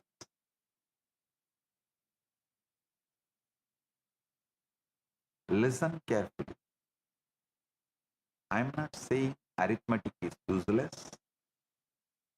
Arithmetic is extraordinarily useful. It keeps your electricity bill honest. It calculates the moon's distance from the earth. It builds your bridges. It builds your dam. But It is the maths of the mind. It is not the maths of the consciousness. In consciousness, the rose does not accumulate. The rose arises moment to moment, fresh from the infinite. One rose that you see now is not the same rose you saw a second ago. It's a fresh expression of the rose archetype, of the rose infinity. When you add 1 plus 1, you are doing what your bank account does, counting the deposits. But consciousness does not deposit. Consciousness manifests, alive. Your math is great to deal with dead things, not for living. Expressing and depositing are two different operations. For example, take your breath. You inhale once. Now another. Did these two breaths add to two breaths? Or did each breath independently arise, express itself, and recede into the infinite? You do not carry your last breath on your shoulder. You do not stack your breaths like a plates. If you did, even a single lifetime would drown you. So many breaths you would be piling on top of yourself. The breath is honest. Each one is fresh. Each one is one, and there is no and one. The very grammar of breath is singular.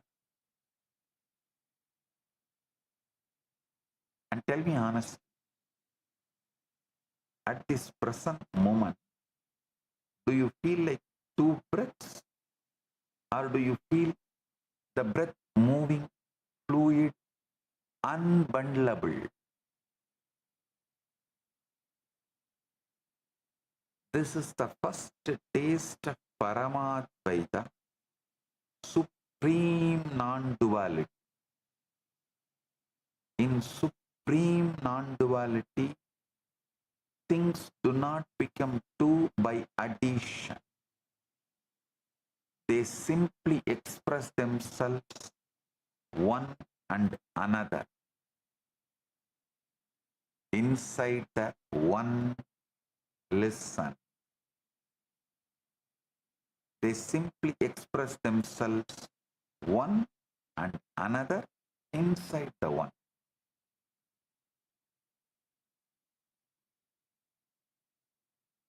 There is a beautiful happening described in Dattatreya's life.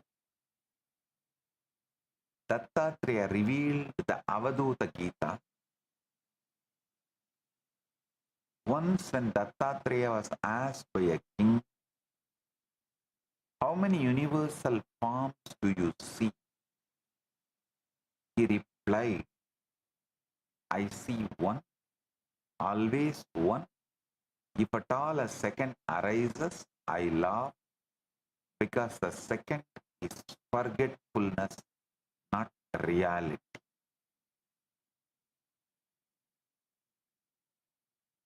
Listen. For the conscious being, one plus 1 equal to 1 plus 1, not 2. The mind collapses it to 2 only to survive. The mind has mortgages to pay. The mind has appointments to keep. The mind needs 2. The conscious being does not need 2. And a conscious being can exist with mind also, but mind will be limited to the play of internal, intra-organ. It can play as one of the organs, that's all. Listen. As long as mind plays just its role, like your heart, lungs, kidney, intestine, memory, as long as your mind also plays its role, it's a great, amazing servant. But mind tries to teach you what is reality, what is right, what is wrong, what is good, what is bad, what is happiness, what is sadness. That is where the problem is.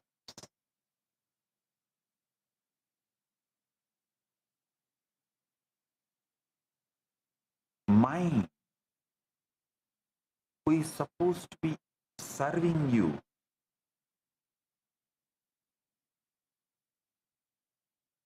mind is supposed to keep the appointments you have and organize your life, but it drags the consciousness into the chaos of its calculation. It is like a door security watchman, a security guard in the door, trying to drag the king and put him in his shoes as a security guard and not letting him do his job as king. So an ordinary security guard making the king as his assistant is what is happening right now in every one of you.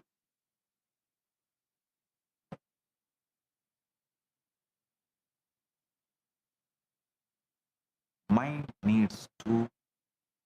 Conscious being does not need 2. This is the entire reason the world treats Paramashiva as shocking. Because Paramashiva does not collapse the one into many. Paramashiva sees only the one.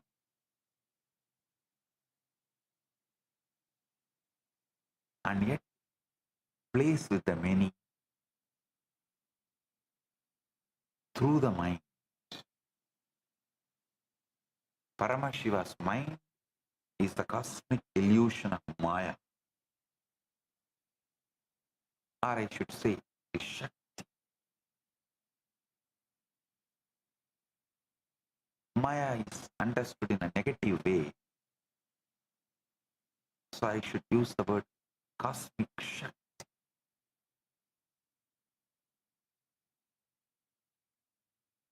Chandogya Upanishad declares, Tattvamasi, you are that. You, ordinary mortal, you are not different from that.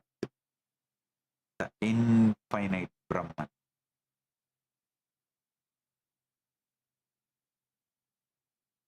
You, the you who feels that you are ordinary mortal, is not different from that very substance of the infinite Brahman. Only problem is your feeling is a lie. Means you are feeling you are an ordinary mortal is a lie. How is this related to 1 plus 1 equal to 2 being a lie? Listen. If you are already that, then the I which the mind calls you is not countable, standalone thing. It is the that expressing through your frame. So when I meets I, the meeting is not of two, it is the meeting of that, and they collapse back into one. Tattvamasi is the Upanishadic enforcement that 1 plus 1 is not equal to 2.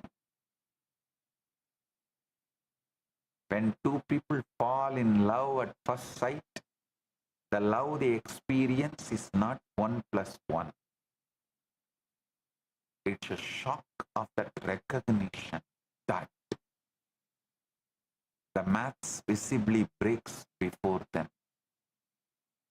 That is why the meeting feels like electric, because the calculator suddenly has gone silent.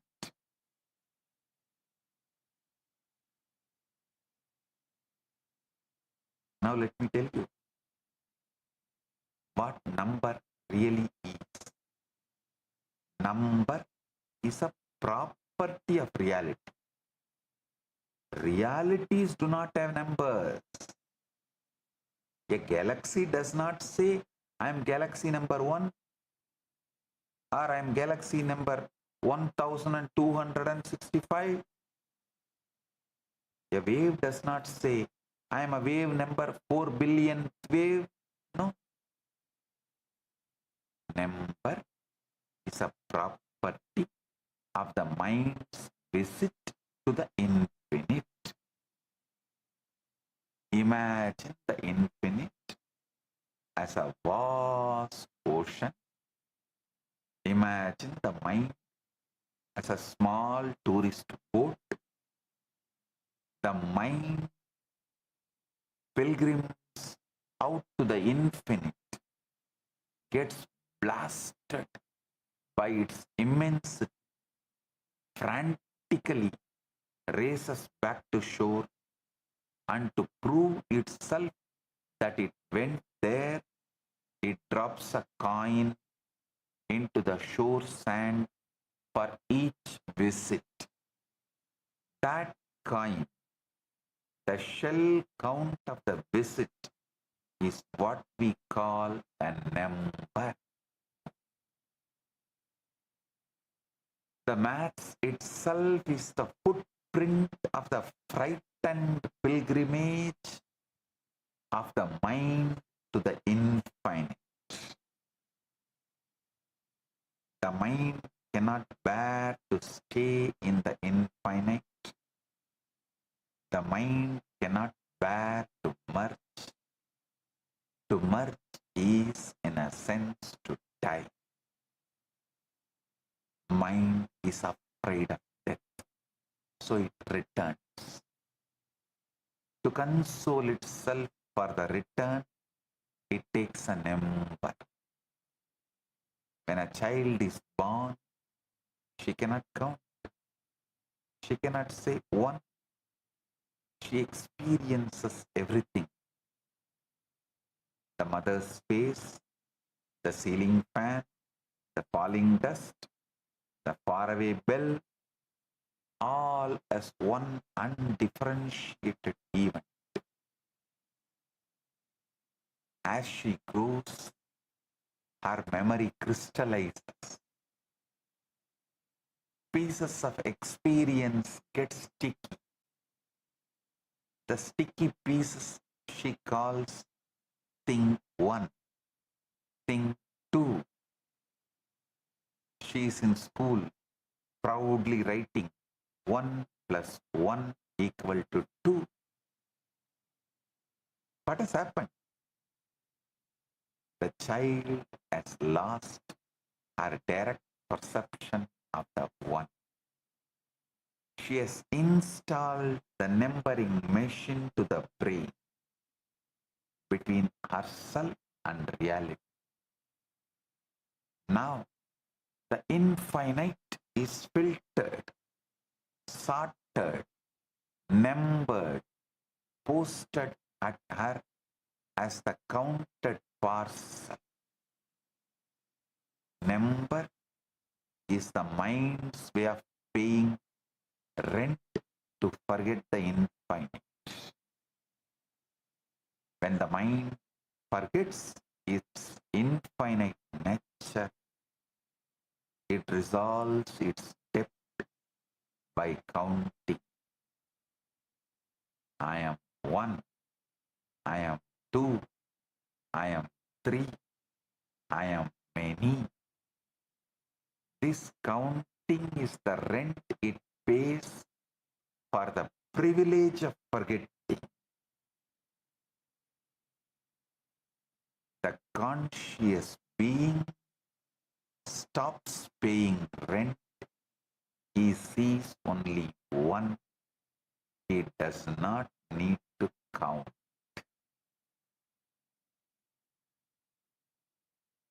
I have a lot more to share. We'll do in further satsangs. Today I have great 2 digital gifts for all of you. I should say 1 plus 1 digital gifts from Maha Kailasa for all of you. First is the Upanishad revealed by the SPH digital book, and the second is Dakshinamurti Yantra. Receive it and enjoy it. Blessings.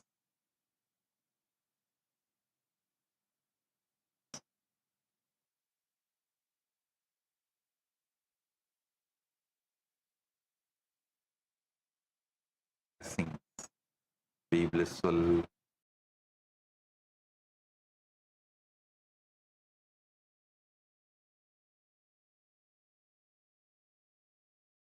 Fundamental, foundational, first principle of Sanatana Hindu Dharma is Guru-disciple relationship. Everything starts there, everything ends there, but this itself does not end. Guru Purnima Day is such an auspicious day. Whatever incompletion, impossibility, no patterns you carry, drop all that today. Offer all that to me, I'll burn them away. And take up the possibility as a lifestyle. Become part of the Sangha. Live Advaita.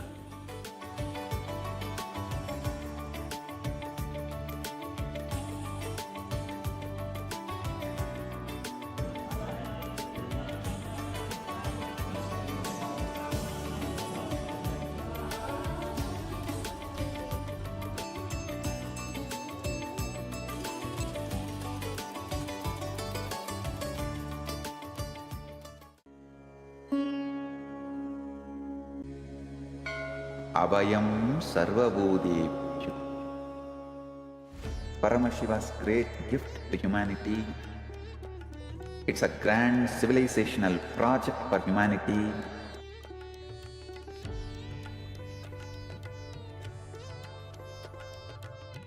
On Guru Purnima Day, the official integrating people means officially accepting them into the campuses, Kailasa, will begin. This is the single most powerful declaration in the whole Sanatana Hindu Dharma. The entire body of Sanatana Hindu Dharma, Sannyas Sampradaya, when they take sannyas,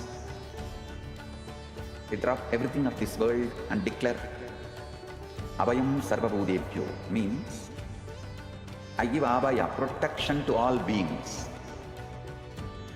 I am opening the doors of Kailasa to whole humanity. Anyone from any race, culture, creed, seeking refuge are welcome to Kailasa. In a world fractured by persecution, displacement and fear, millions are still searching for safety. Families are separated, voices are silenced, lives are uprooted. But refuge can still be offered, dignity can still be restored. I declare Abayam Sarvabhutebhyo, Abayam Sarvabhutebhyo, Abayam Sarvabhutebhyo. I offer Abaya, protection to all beings, a refuge to every persecuted soul, every human being cast out because of their faith, their identity, their voice. I open the doors of Kailasa for all of you. You only need the courage to seek refuge and Kailasa will answer. Come, the doors are open, you are seen, you are protected. Welcome home, you are home. Understand, I can see clearly, Paramashiva made it happen. Paramashiva has made it happen. Join this sacred humanitarian mission. Sign up now and help build refuge for those who need it most. What if I told you there's an AI that was trained on knowledge that is thousands of years old? Not scraped from the internet, not generated by another AI, but real, ancient human wisdom, digitized for the very first time. We're talking about 20 million source texts, 2 petabytes of curated knowledge, over 60,000 people who helped make it happen. And at the center of all of this is one person whose life's work made it possible. Today, we're talking about Ask Nithyananda AI, and why this might be one of the most important AI projects happening right now. Stay with me, because this one is different.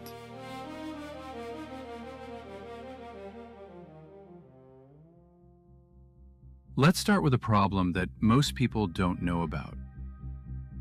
The biggest AI companies in the world, OpenAI, Google, Meta, they're all hitting a wall. The industry actually calls it the data wall. They've basically run out of good, fresh, high-quality text on the internet. And nobody knows where the next source of real knowledge is going to come from. That's where Ask Nithyananda AI comes in.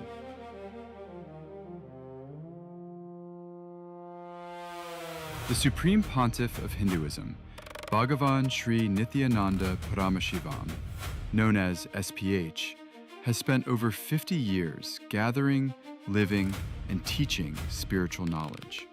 Not just philosophy. We're talking about practical sciences, agriculture, medicine, food, physics, cosmology, law, economics, urban planning. All of it rooted in the oldest living traditions on the planet. And for most of history, this knowledge lived in manuscripts, in oral traditions, in books that very few people ever got to read. SPH's contribution here is not small. It is the entire foundation of this project.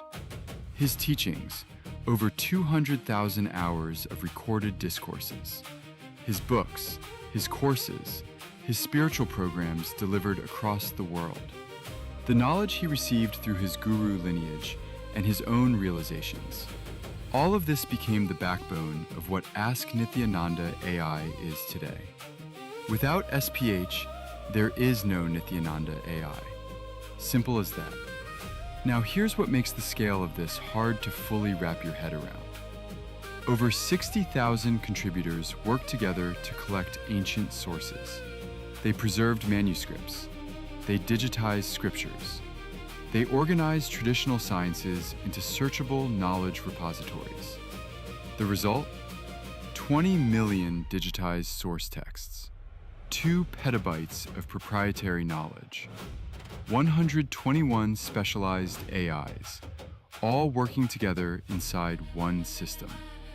This is not a chatbot built over a weekend. This is a civilizational scale preservation project. Think of it like building a national library, except the library also answers your questions in real time. Now let's talk about what actually makes this AI different from everything else out there. Most AI systems are built around one goal: answer the question, complete the task, move on. Ask Nithyananda AI is built differently. It runs on an AI constitution, and that constitution is based on the Hindu concept of Dharma. Dharma, at its core, means living in a way that is ethical, truthful, and life positive. And the entire AI is designed around that principle. It also covers the 4 aims of human life from Hindu philosophy: your material well-being, your relationships and joy, your search for meaning, all kept in balance. A 2024 study from Emory University looked at what happens when you train an AI on religious texts. The result? The AI got better at identifying hate speech for every religious text they used. But when they trained on the Vedas specifically, the improvement was the biggest of all, around 14%. That's real research saying grounding an AI in ancient wisdom makes it more fair, more responsible, not less. Now let's talk about value, because the numbers here are striking. Leading AI systems, ChatGPT, Claude, Gemini, Grok, Perplexity, were all independently asked to assess Ask Nithyananda AI. They looked at architecture, knowledge assets, societal impact, and future potential. The commercial valuation came in between $20 million and $500 million. The total social and economic value, between $3.2 billion and $11.5 billion. The heritage asset value of the 20 million texts alone, approximately $3.3 billion. And the value delivered to each active user, between $5,300 and $20,000 per year. These are not marketing numbers. These came from independent AI assessments. So what can you actually do with Ask Nithyananda AI? You can ask it questions about health, relationships, purpose, and daily life, and get answers rooted in thousands of years of tested wisdom. You can explore ancient sciences that were never available in digital form before. You can access the kind of depth that simply doesn't exist anywhere else on the internet. This is what preservation looks like in the 21st century. We are living in a moment where ancient knowledge could disappear forever. Or it could be saved and made more accessible than ever before.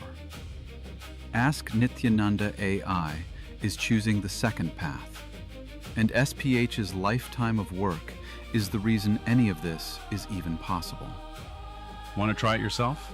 Just visit ask.nithyananda.ai or scan the QR code on your screen right now.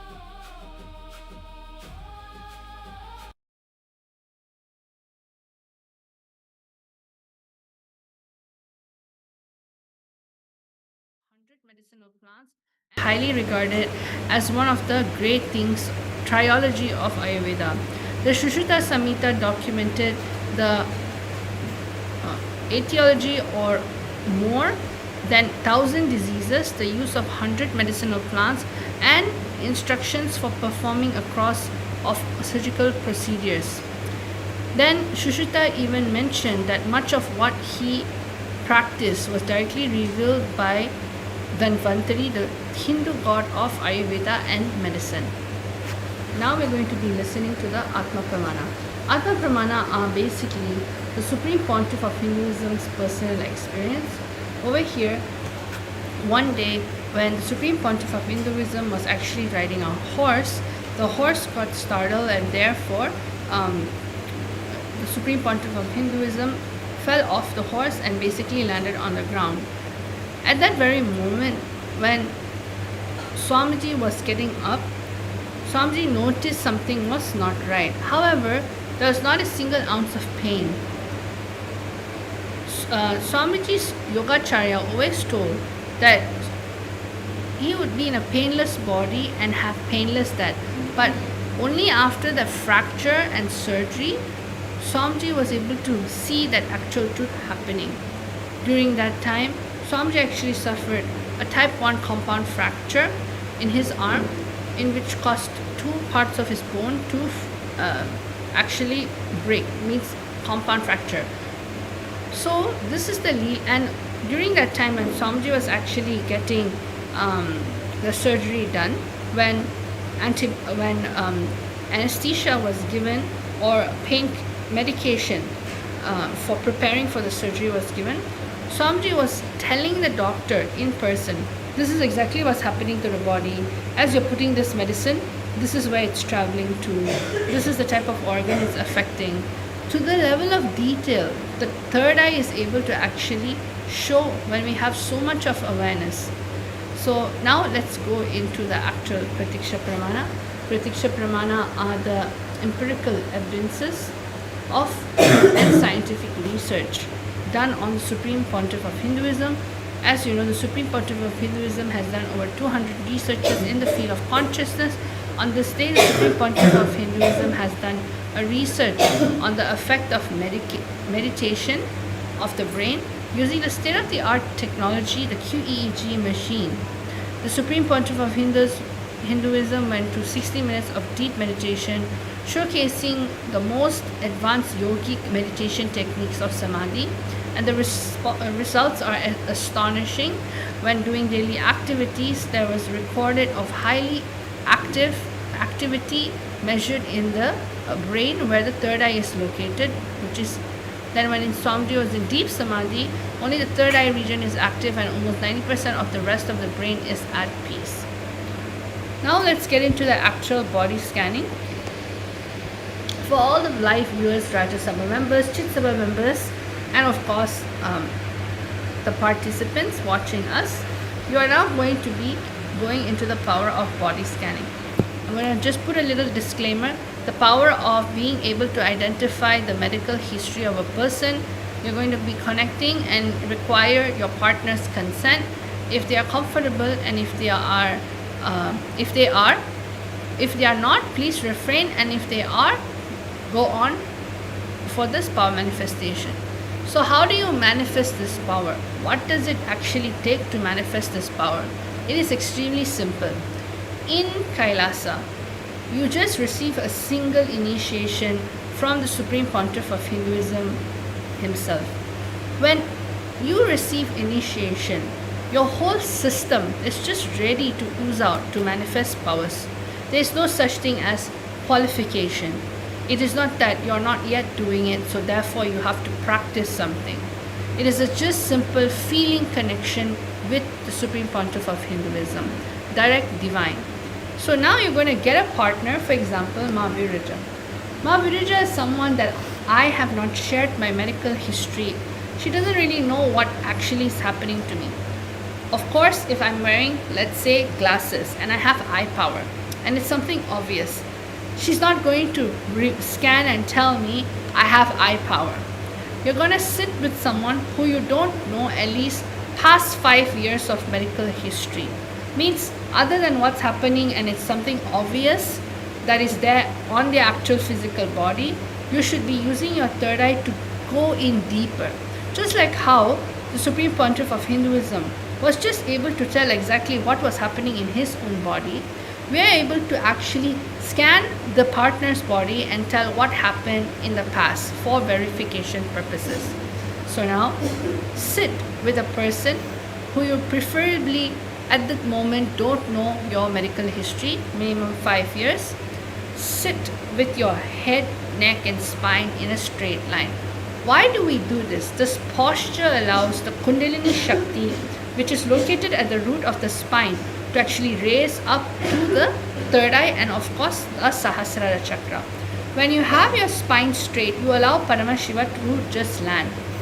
Then you're going to sit as Paramashiva. Why sitting as Paramashiva is needed? Because only Paramashiva manifests. Only Paramashiva is doing everything. Only Swamiji as Paramashiva is manifesting through you. So when you have your posture upright and sit, understanding that you are Paramashiva, simply manifestation happens. Then you're going to remember Swamiji in your third eye and Anandagandha. This is one of the very important regions in the power manifestation. Third eye, bringing Swamiji in your third eye is evoking the presence of Swamiji. In the Anandagandha is actually the spiritual umbilical cord connection directly with Swamiji.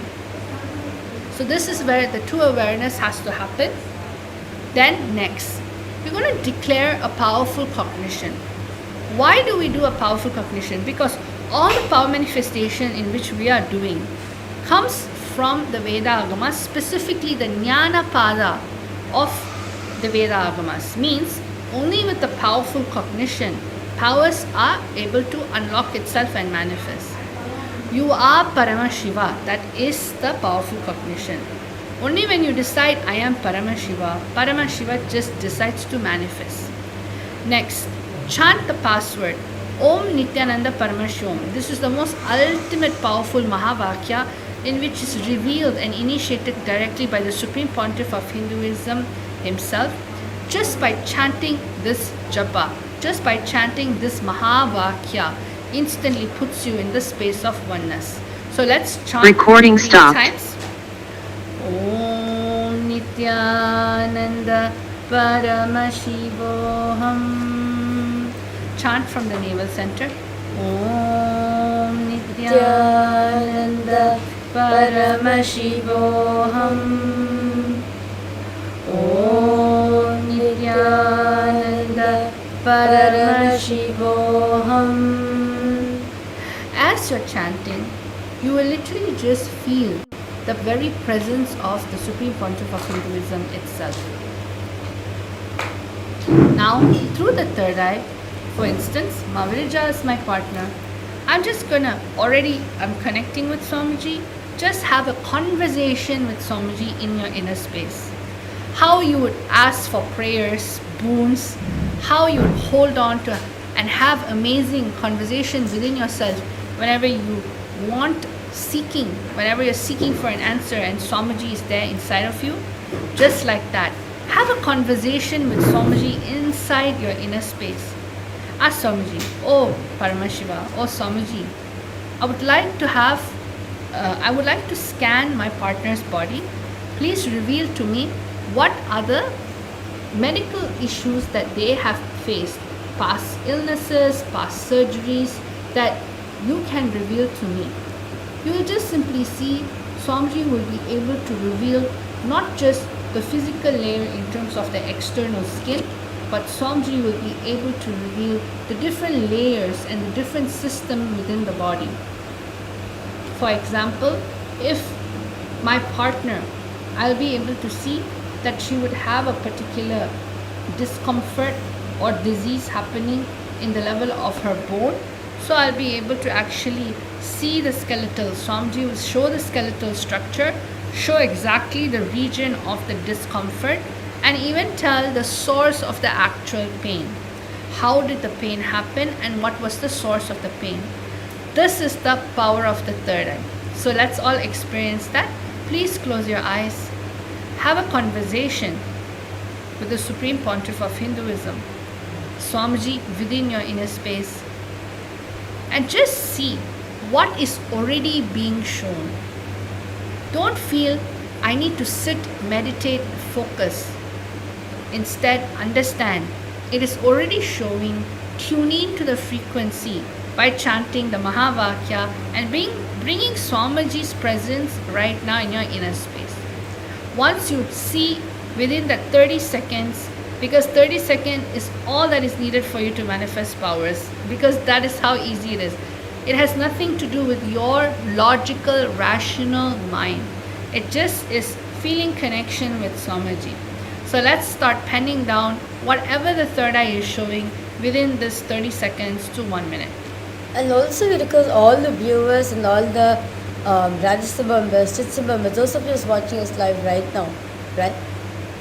When it manifests in the power, do not have any self-doubt. Am I, whatever is showing, is it really Swamiji showing or not? See, at this moment of time, the only person who can reveal anything is Swamiji, because you do not know anything about the other person.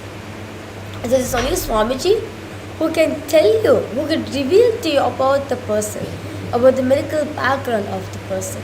So do not have to think, okay, am I manifesting, am I seeing it right? Recording in progress. It is Swamiji who is manifesting through you at this point of time. So observe clearly, what is it that you're experiencing clearly?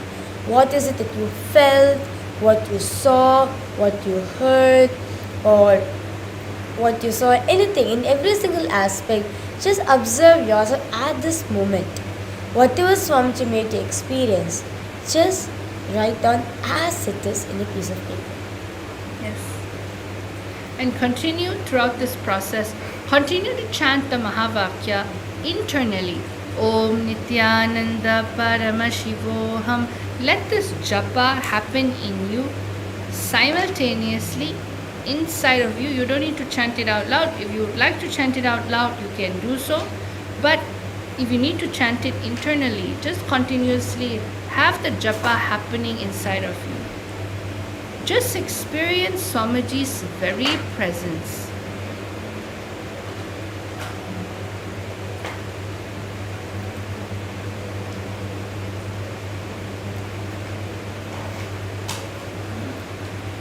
Just chant the Mahavakya intensely. Om Nityananda Paramashivoham. Om Nityananda Paramashivoham. Om Nityananda Paramashivoham.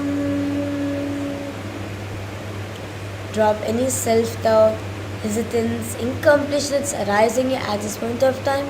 Just keep it aside. That's your memory. That's your memory which is rising up. Just witness it. Connect the chant the Mahavakya. Connect the Swamiji intensely. You'll see Swamiji will reveal the answers to you very clearly, in a way which you can understand. All you need to do is you just bring that awareness into you.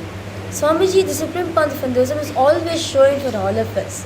So what we need to do from our side, just tune in ourselves into the space of oneness. Just bring that witnessing consciousness in you. And by any chance, if any of the viewers, Rajya Sabha member, Chit Sabha member, is actually doing this power manifestation and you are from the medical field or scientific field, just experience how the innate intelligence of the body starts revealing itself to you. It is actually the intelligence that's revealing itself to you, just like how in the Apta Pramanas.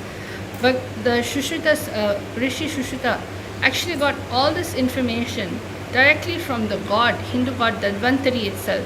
Now you'll just simply see how all the revelation that you want to know, learn, directly comes from none other than the Supreme Pontiff of Hinduism, Swamiji. So if you are in the medical field, you'll just see how just by connecting to Swamiji, you'll be able to see the depths of what is actually there. Nowadays, there are many unknown diseases happening in the world today, where despite a lot of allopathy or despite a lot of medical intervention, it can only be handled in the level of the emergency layer, which is great. However, Sanatana Hindu Dharma is so unique. The Supreme Pontiff of Hinduism is reviving by the body scanning in terms of living biology. Many times, a lot of the medical information we have, like what the Supreme Pontiff of Hinduism has revealed, in earlier satsang is that it is mainly based on the dead, means studying organs which has already is dead. So basically this is the biology of dead. However, body scanning is all about studying live organs, means living organs, living biology. So when power manifestation happens, you can study the body as it's breathing and living right now. What is its possibility as it's living and breathing? You don't need to wait for the body to actually stop working, and then based on that dissecting and finding out what is actually there in the body. However, you are able to actually see what is happening to the body, and as its progress gets updated, upgraded, you will just simply see how the information of the third eye will associate itself with that. So if you're a doctor who's working on surgical level procedures, or a doctor who does a lot of intervention in terms of surgery, you'll just simply see how the intricacy of the third eye, what it reveals, actually comes to you in complete detail. So everybody, it's time for you to write your answers. So all of you, please start writing down your answer. Anything in which Swamiji has revealed to you for this past, I think 1 minute 30 seconds. This is more than enough time for you to actually do 3 things.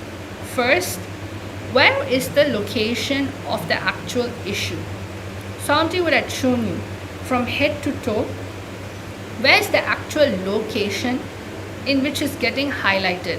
For instance, the head, the upper body, the chest, lower body, and then you have the legs.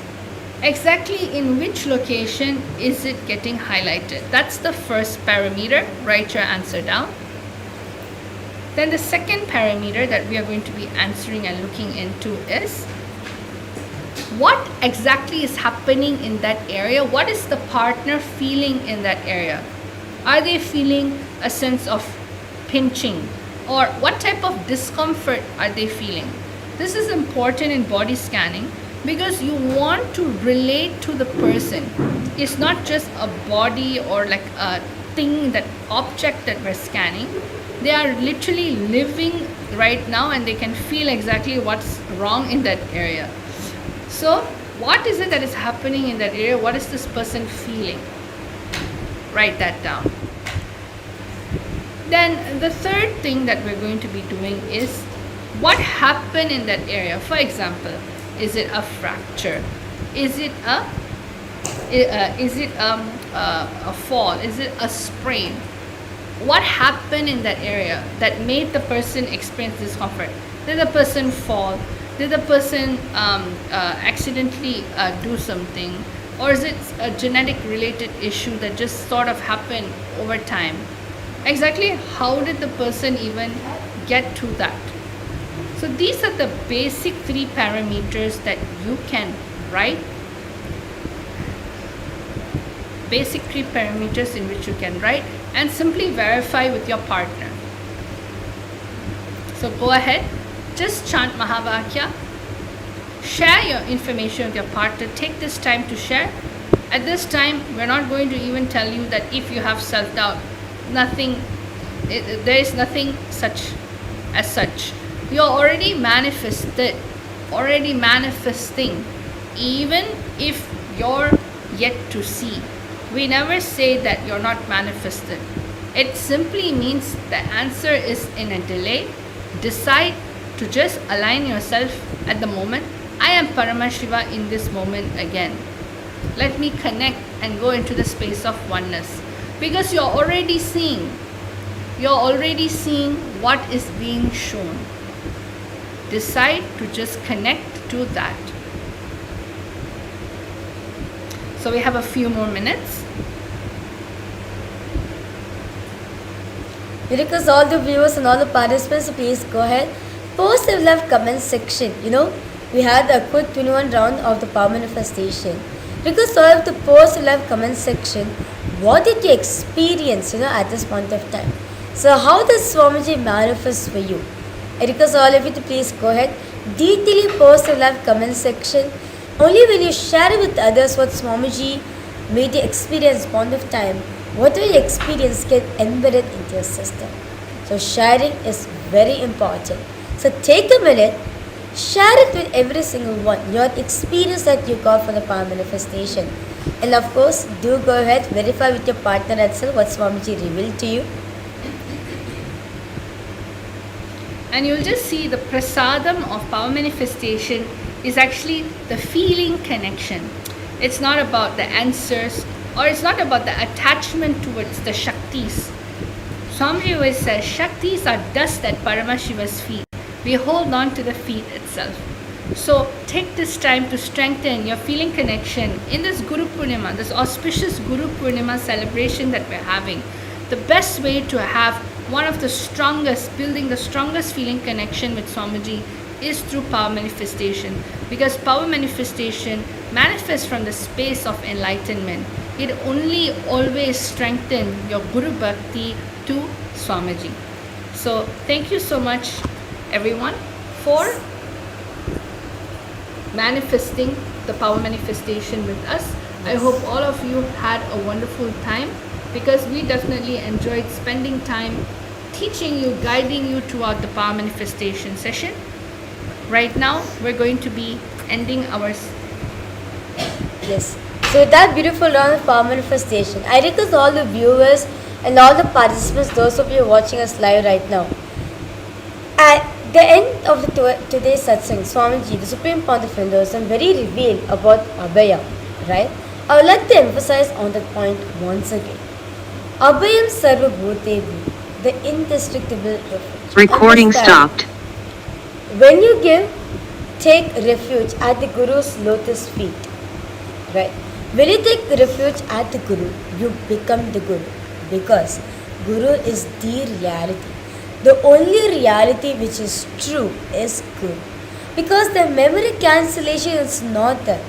Guru does not run, does not respond to you from that memory from the memory at all. It's not that he has experience of forgetfulness, no, but he runs, he operates from the space of anugraha, pure grace and compassion for the being.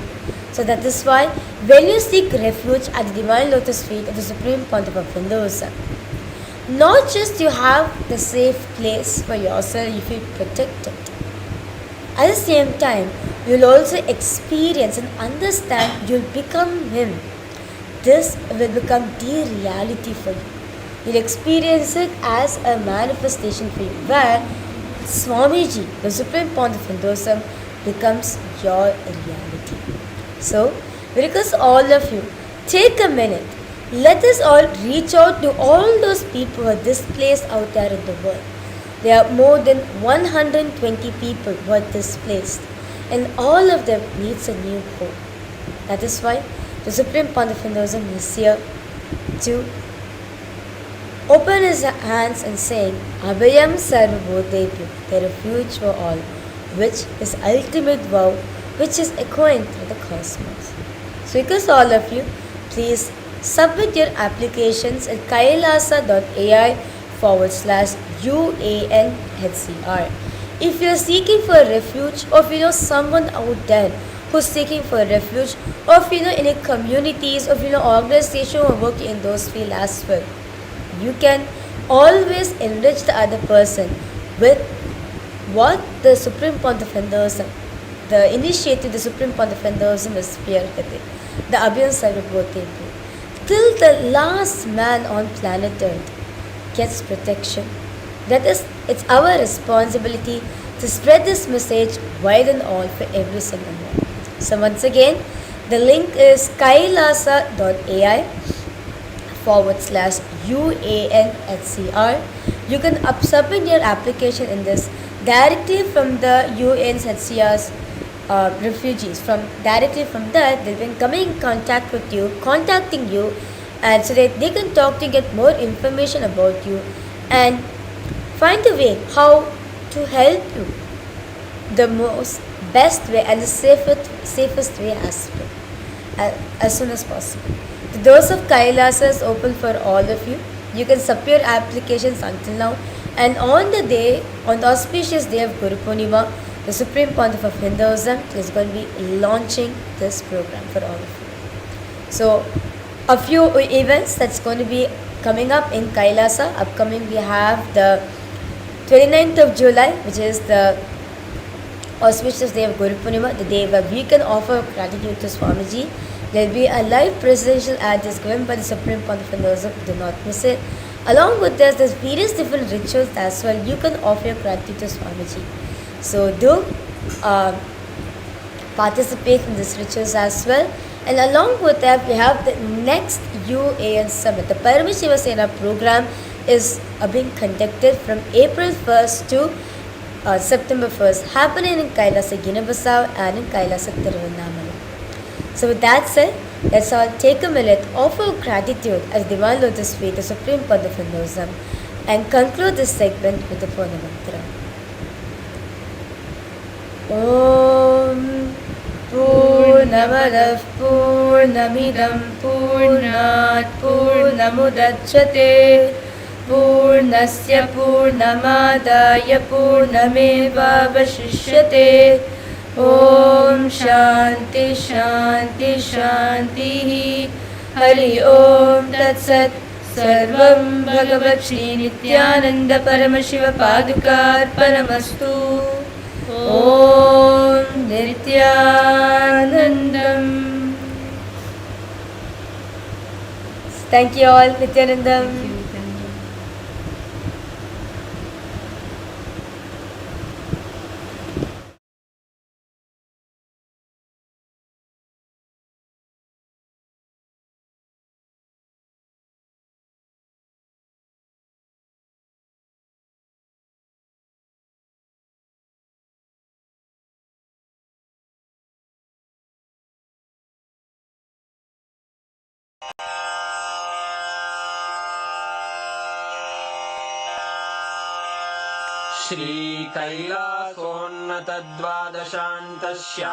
श्रीकैलासोन्नतद्वादशान्तश्यामलापीठारूढ श्रीमीनाक्षिसुन्दरेश्वरा भिन्नस्वरूप परशिवपुत्ररत्न Kumar गुरुमण्यतुल्यावतार श्रीपार्वतीस्तन्यपानलब्धदिव्यज्ञान विश्रुतसकलनिगमागमसारभूतद्राविडवेदप्रवक्त्रे श्रीमत्परमशिवकरुणासमधिगतमुक्तामयचतुरश्रयान् गीयमानछत्रचामर श्रीचिह्नकाहलादिसमस्तबिरदावल्यलङ्कृत ज्ञानविज्ञानचक्रवर्ती सर्वजनसङ्घसद्यो निर्वाणदीक्षाव्ययापवर्गवर्ष विश्राण Jimuta परमतकलभकेसरी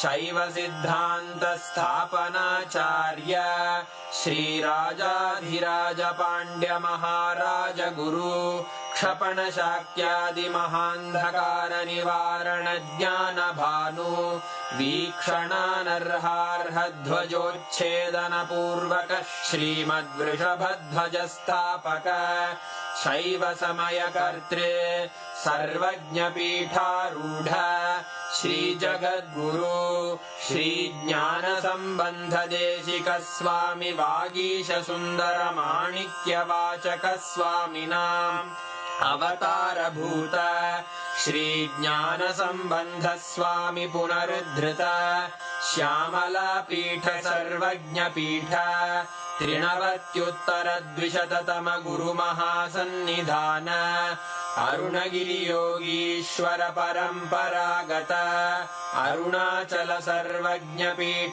गुरुमहासन्निधान Kailash परम्परागत काञ्ची कैलास सर्वज्ञपीठ त्रयस्त्रिंशदुत्तरद्विशततम गुरुमहासन्निधान नित्योत्सव नित्यमङ्गल नित्यकल्याण नित्यरजित कैलास परम्परागत आदिकैलास नित्यानन्दपीठ महासंस्थान महासिंहासन पीठकर्तः साक्षात् श्री परमशिव समुद्भूत कैलास परम्परागत वैवस्वतमनु इक्ष्वाकु हरिश्चन्द्र भगीरथ श्रीरामचन्द्र शूरसेन इत्यादि अनवच्छिन्न सार्वभौम चक्रवर्ति परम्परागत चतुष्षष्टि योगिनी मंडित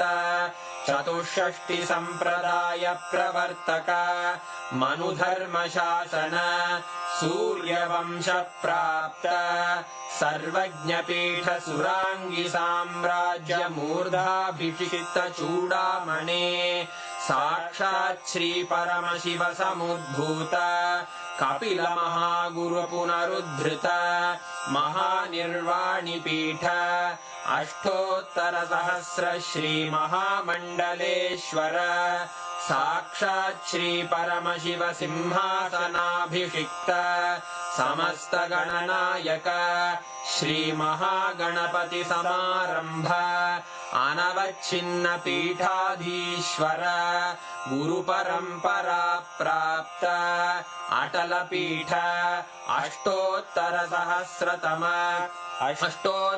सहस्र श्री अटल पीठाधीश्वर धर्म मुक्ति स्वर्गपुर स्वर्ण पीठ त्रयोविंश गुरु महासन्निधान कैलास परंपरागत आदिपीठ सर्वज्ञ पीठ जगद्गुरो श्री कैलास पुनरुद्धारक श्री कैलास परमाचार्य श्रीमत् परमहंस परिव्राजकाचार्य वर्य सच्चिदानंद प्रणव स्वरूप श्रोत्रिय ब्रह्मनिष्ठ श्रीमज्जगद्गुरु श्रील श्री भगवत् श्री नित्यानंद परमशिव श्री ज्ञान संबंध देशिक परमाचार्य स्वामिन् अत्रागत्य परिपाल्य च अस्मान् विज्ञान वितरणेन विजयी भव